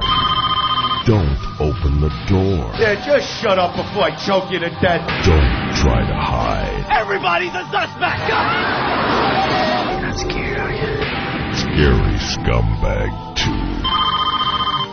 I'm over here now, Sydney. Starts Friday in an O&A market near you. All right. It's good production. Yeah. Got any Y2K material? Let's say hi to Jason in Texas. Jason! Opie, man, I love the show, but I got to call you out. You're giving Eric a hard time about buying that cheap furniture. You're a big millionaire with all the money, and what's in your house, brother? Well, I have a couch. And? I have a dresser finally, but the clothes are on top of the dresser still, by the way. That's the update on the dresser, because someone was asking about that. And I have a bed. And at least Eric, he got, $100 grand. What's $100 to you? That's 2 million bags of shell. All right, I'll try to get a, I don't know, maybe, what else can I get? Maybe, Get a nightstand for the first Do you own a coffee table? Yeah, I finally got, I did get a glass coffee table. Oh! Wait, is a coffee table the one that goes in front of the couch? Yeah. Oh, no, I don't have one of those. What did you get? I guess it would be an end table. You got an end table before you got a coffee table? Yeah. Hey, guys, love the show. Punching out. All right. Jason makes a good point. All right, Eric, thank you. That was wonderful. Good luck with the strep throat. Yeah. How's the auction going? Auction's going good. Ends this week. Quiet. Ends this week? As far as what? As far as everything. We've got about 3 days left. 3 days left on the last items? Mm-hmm, on the last items. We raised about $50,000 so far, right? Yeah, about. Very cool. How's that Al Pacino poster? $960 the last time I looked. For the Scarface poster signed by everybody, including Al Pacino. Mm-hmm. Go to OpieAnthony.com for the link to the Opie and Anthony auction. There he goes, E-Rock! Look at him. In time to the music. Fantastic. Nick L. says, wow, I remember this. Good work, E-Rock. Now go get your fucking shine box. Oof. Well, nothing? Crash me saying that. I got a latest taser video that's up on opieandanthony.com and foundrymusic.com. Oh, we love the tasers. We're into the taser. We're all about people getting tased these days. All about it. What is We're it? all that about shit that shoots out? What exactly is it? Yeah, it's like little wires, and they got little prongs on them, and it shoots into the guy's clothes, and then works like a stun gun from a distance. Sends like 10,000 volts into you. Fantastic. Bigger even. I think like 50,000 volts, the new ones. And then bam, you're out. Electrocution from a distance. Yeah. Well, we find all the taser videos and we throw it up on our websites. We got this latest one: wife videotapes husband getting tased. Have you seen this one yet? I saw it without the sound. Very funny. The guy continues to try to get up, and of course, hilarity ensues. Why? Get up. Why? I understand arguing because you don't agree with being tased, and then you finally get blasted. At that point, game over. Just stay down. Once you're tased and you get up, you know you're getting tased again. The best scenario is that you beat the taser and all of a sudden it doesn't affect you anymore. That would never happen. But if that ever did, what's next? What do you think the cops are going to go? He beat the taser. All right, unhook him. He's going home. He won. Then the clubs come out and the real guns come out to shoot and kill you, perhaps. That would be a great There's no reality getting away. show, though. That would be a great reality Beat show. the taser? Beat the taser. Like, a Who lot could of take it the longest? a lot of criminals that might go to jail, but you give them the chance to not go to jail if they can beat the taser. Let's see. Nope, didn't beat it. How about you? Wait a minute, that sounded like the last guy. They all scream the same way. Very similar. Is that last sound effect the guy hitting the ground? Yeah, I think so. It's him falling. Meow. Going down like a tree. All right, let's listen to the audio of the latest video here. You're gonna have to shoot me, No. Yes, you are. No. Don't. You show you who's there. Okay. You come in here dog dick. I did not dog dick you. You dog dick. I did not dog dick. No, I ain't fighting with you. I'm not. Dog dick. I'm not gonna fight. Dog dick? Throw like a weapon and shoot me. No, I'm not gonna do that. I'm gonna do that. Don't fuck me around here. I'll shoot you. Fuck you. No. Go back. Dave. Don't go back in the house. Fuck you. Don't go. I have to.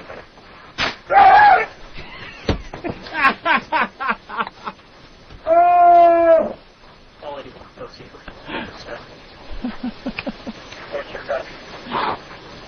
Don't get up.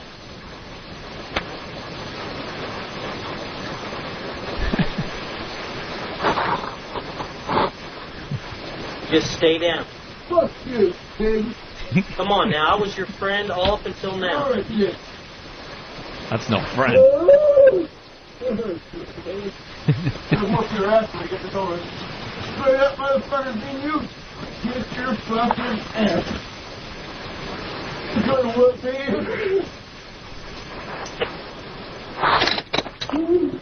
Ma'am, could you please go back in the house? No, I want to record this because... No, ma'am, please don't do it. Ma'am, please go back in the house. Hell hath no fury. Yeah. Hey, I just want you to know what I've been putting up with. The attitude I've been putting up with. Shot me pretty good, man. Now, that wasn't a bullet. I know. But you know what, Dave? You deserved it because you were chasing him around. Ma'am, don't antagonize him. Go back in the house. Yeah, really. Ma'am, go back in the house. Tasing and talking to the woman. I mean, what? That's the same thing? Your attitude around the house is terrible. That's on the same level as being electrocuted. Stupid whore. I want you to know what you're putting me through. I saw a great one the other night. Do you guys ever watch that show, Cheaters? Yeah, we're talking about Yeah, I haven't cheaters. watched that. I saw this guy, this redneck dude, bald head with like a tattoo on the side. He just totally gets caught red-handed. He's got his hands down this girl's pants and everything. So, they all come running up, and he's trying to save it between his wife. He's like, "Honey, I love you. Come on, don't you know who this is? Okay, I love you." And then the other girl, the one he's cheating on, goes, "That isn't." He said, "Oh, that's what he said." He goes, "We're just messing around. She doesn't mean anything to me." She goes, "That isn't true. You said that you love me." And he looked at her and legitimately laughed. He goes, "I never said that. I told you from the beginning we were just fucking. Straight up honesty. And she just imploded because she knew it was true, and she just goes, get this canvas away from me. She walks away. Then he goes back to his wife, and he's totally fucked, but this guy pulls it out. He's like, honey, I love you. And she's like, I'm going to leave you. And he's like, you're not going to leave me because you're my wife. And she's like, well, what am I supposed to do? You're out having sex with somebody else? I mean, what's that about? And he's like, well, maybe I've been fucking you for 12 years, and I wanted to fuck something else. Totally straight up. He was like in this Zen-like state of like honesty, and he just completely pulled all this shit off. Wow, it worked for him. While the host is trying to antagonize, like, sir, this isn't a good time, and he would just look at him and just continue with his horse shit. What a strategy. Complete and utter honesty. Oh, it's great. Maybe I've been fucking you for 12 years, and I wanted to fuck something else. With the whole tone of, like, did that ever dawn on you? Yeah. What did she say after that? I don't know. By the end of it, she was crying. You know those girls, they always go back to fucking dudes. He's, like, completely shit-faced, getting in his rig. And he drives away. All right. We're running out of show here. I don't know what we could end with here. What is this Big A-C song from Paul? I haven't heard it. I hear Paul, No Filter Paul, recorded Big A singing Brother Joe's Cunt Song. You know that song? Oh, okay. Steve, is this good? We need to end on an up note today, man. Better than I thought it was going to be, actually. Really? Yeah. Well, it's funny just because Big A's singing it. He's a tough critic too. Steve's a tough critic. Yes, he is. The production is obviously not up to broadcast standards, but well, then we'll broadcast. Well, yeah, exactly. Well, sorry, you know what I mean. Isn't this show broadcasting? I realized as that was coming out, I'm like, don't say it, too late.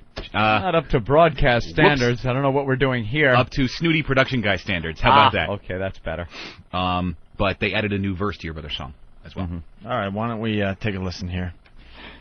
You know, first you go through the friend stage, and then, you know, if anything's going to happen, there's little offshoots from there.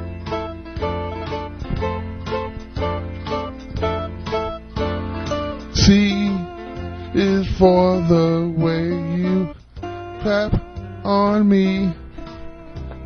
U is 'cause you're ugly. And so's your peach. And it's for, no, I never told you I grilled your sister. T, thanks for the hummus, they were better than your mother's. Cunt is all you'll ever be, it's true. Horrible. Cunt, you must be more than one. You're two. Not with the music at all. He's carrying the tune, though. Your ass is stanky. Your ass is always cranky. Cranky. Cunt, the word was made for you. It's still too early. I gotta get to know you better, you know. P is for the pussy. No man will see. A is for the asshole. You should have given up to me. T is for the tits, not worth the effort to see. I is for the idiot you made of me. Virgin is what you'll always be. Box of fucking tank one. Go fuck yourself. Bottle, that's something I'd rather see. Cunt, I can get a better one than you. Idiot! C is for castration. Drop that on me. U is like urinating. Half a shot is free. Why did they decide that it needed more words? N is for some Negro tearing up your leather Cheerio. T, you friggin' twat, though will never be forgot. Cunt, a little vibrato on all you've ever been to me. Cunt, and a really big one, and all my friends agree. Your the slang word for vagina can't describe you any finer. Cunt, the word's just right for you. Whoa, the word was made for you. Do-da-ba-boo-doo-ba. Cunt, the word was made for you. Fuck you, bitch. Yeah! Big A, throwing down the gauntlet. Sorry. There you go. You leave with your fucking manhood intact. Good man. There you go. Big A. Yeah. Big A. Wow. You turned a major. Oh, wow. All right. Holy jeez. Whoa. Boo booby doo boo booby. What a wreck. Was he in a tux when he did that? Smoking a cigarette, a martini in the other hand. He wasn't bad, though, as far as carrying the tune. It's just the speech impediment. He could not stay on the mark. Yeah. Could not keep the tempo of the song. All right. Well, stay tuned for Ron and Fez. They're coming up in just a few minutes here. But first, we go to the phones to end the Opie and Anthony program. Let's say hi to Pat in Boston. Hey, Pat. Hey, guys. Hey, man. What's up? I learned that some of the new listeners don't know who our little Jimmy is. Yeah. I don't believe that one. I don't either. Think, well, how would you explain that? If someone's brand new to XM, they just stumble on us, enjoy the show, and know nothing of it prior to when Jimmy went to Hollywood. All right, maybe we'll explore that tomorrow. Yeah. See if that's actually true. Prozac, Whackbag, what's up? Good morning, guys. Hey. I learned Bill Burr is our version of Oliver, and that little Jimmy invoked the John Ritter clause. Yes, he did. Right. Bye-bye. Bye-bye. Let's say hi to Pinchy. Pinchy, what's up? Hey, guys, what's up? Hey. Hey, I learned two things today. I learned that Peeps are sugar-covered chicken abortions, and Goldie Hawn looks like an emaciated Angela Lansbury. He did get an education. Steve, what's up? Hey, guys. Hey, Steve. I've got a problem. I love your show, and I love Norton. But y'all going to these damn tangents. What was the #1 candy bar? Oh, we said that, right? We must have. Yeah, I thought we went got through the to that. list. Hey, you know what sucks is we never got to that Derek Jeter thing, man. That was something I really wanted to That talk was about. one thing, and also the Tara Reid. Yeah, the Tara Reid will. Let's save for tomorrow's show, definitely. And the Jeter getting threatening letters. Yeah, that, By all yeah. the morons That's out there. timeless. We could save that story for tomorrow as well. Yes. Yeah, I want to talk about that tomorrow, man. All right. Thank you, Steve. Thanks, Steve. Let's say hi to John on Whackbag. John, what's up? West Islip? John? John from West Islip. Right, West Islip. Anthony, I learned that almond joys have two little peanuts in them. Yes. Okay. Fuck Keith Wicks. Thank you. What did he say? Yeah, nothing. I don't know. Rob on Long Island, what did you learn on the Opie and Anthony show today? What's going on, guys? Happy birthday, Billy. Yeah, I learned that Anthony is wearing a Nameless Mannequin t-shirt. That's right. We got a lot done today. Eric, what did you learn on the show today? IKEA furniture is for fancy people. It sure is. Let's go to Dugout Doug. Dugout Doug, what did you learn on the show today? I learned you guys don't know your infomercial people. Don Lepre was the tiny classified ad guy on the beach. Right, very good. Thank you. All right. Teaching us a little something. Rich learned that Steve C. lives with Shelley Long. Yeah, in the money pit. Fast Freddy. Today I learned Jimmy is like Woody Allen in a kid-touching kind of way.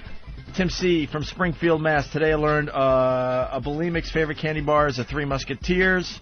And Mike from Winter Park, Florida. Say hi to my sister. I learned not to eat the hooker ass in California. Bill Burr, thank you. BillBurr.com.